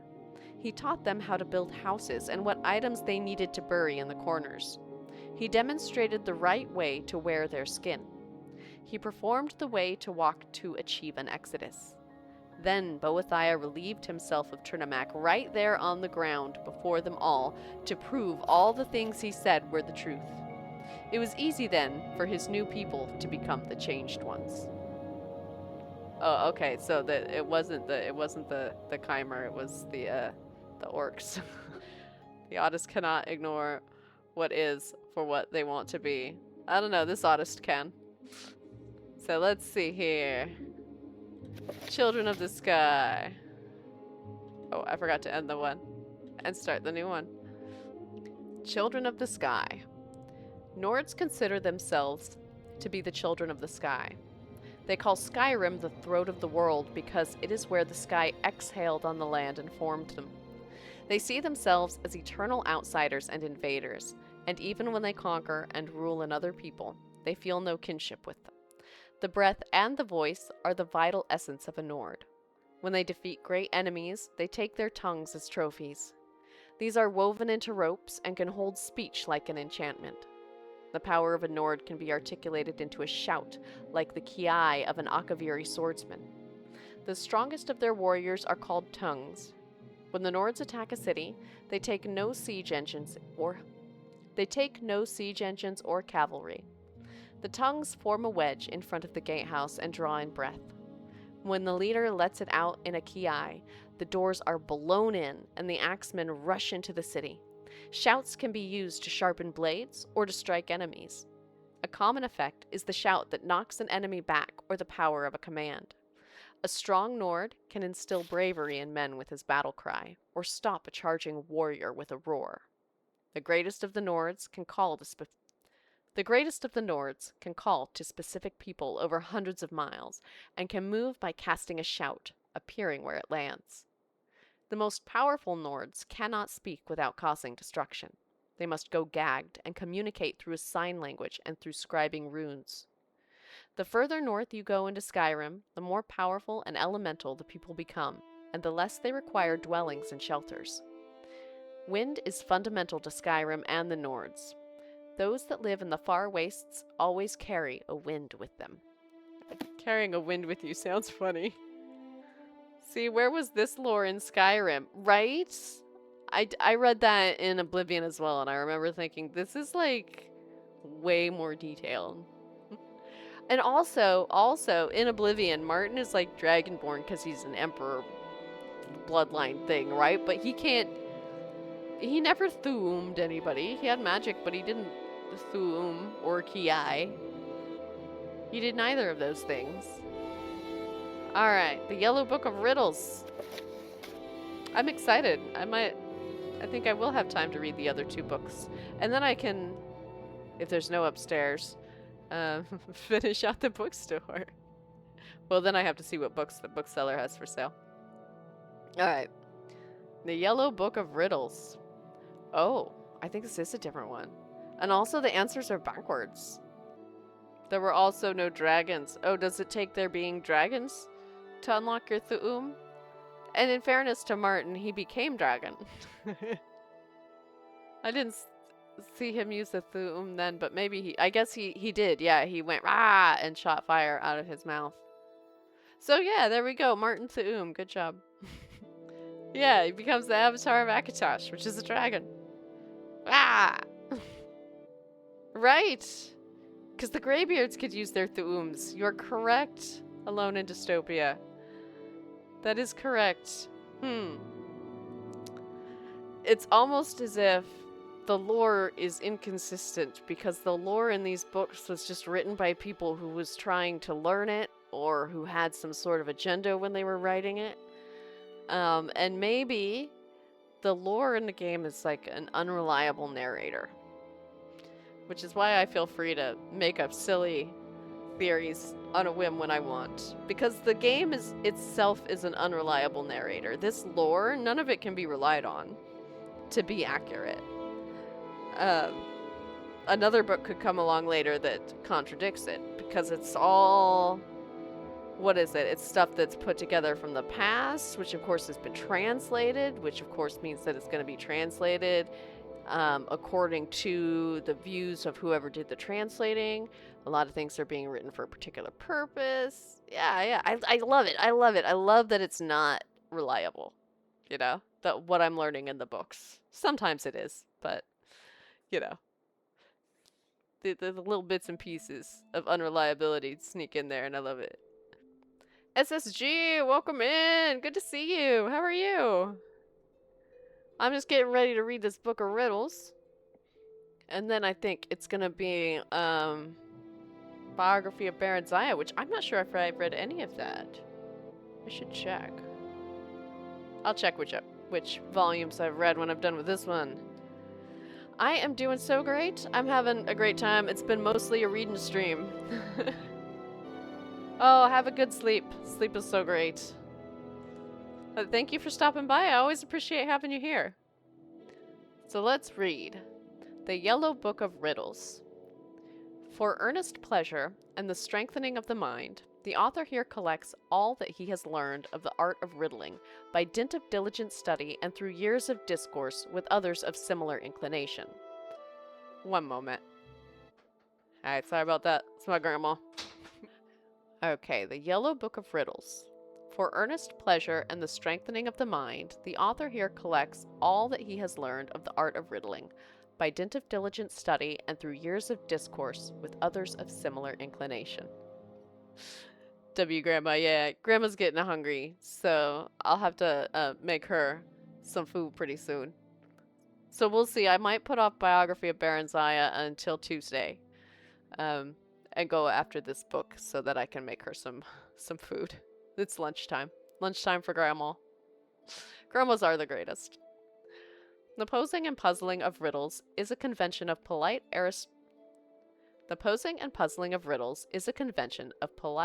aristocratic Western society.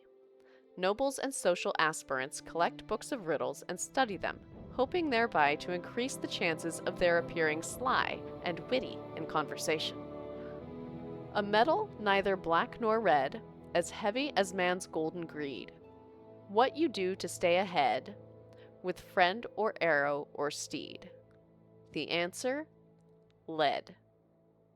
Or lead. Oh no, the shouts were originally described as wind magic.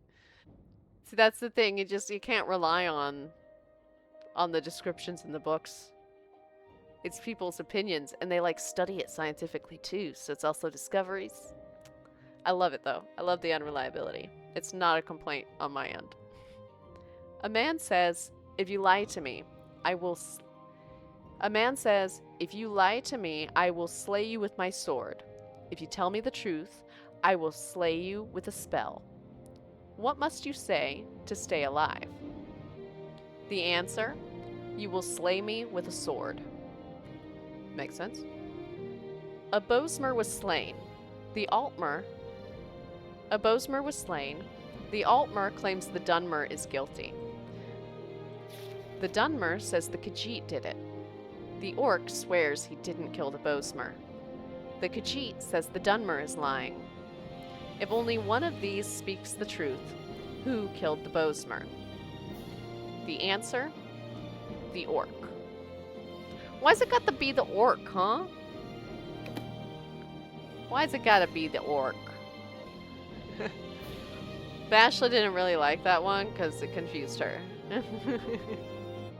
Say nothing and run. Why is this guy staring at me? Oh, there's more. Oh, there's History of the Empire? Okay. And Galarian the Mystic, which I don't think I read here yet. Asgrim Kolsgreg. No, I didn't. I didn't read this one here yet. Okay. So I think actually, since I have those books, I thought, and there's a whole upstairs to check out as well. I'm gonna save and go make my grandma some breakfast. Or, well, she just woke up, but it's lunchtime. Reading books in the bookstore. And dude might have a crush on you. He's a bit shy. Brunch, right? I want to say a great big thank you to everyone for stopping by. SSG, I'm sorry to end the stream kind of right as you get here. Let me see if there's anyone who I can raid. So if you like books, we're thematically pretty similar there.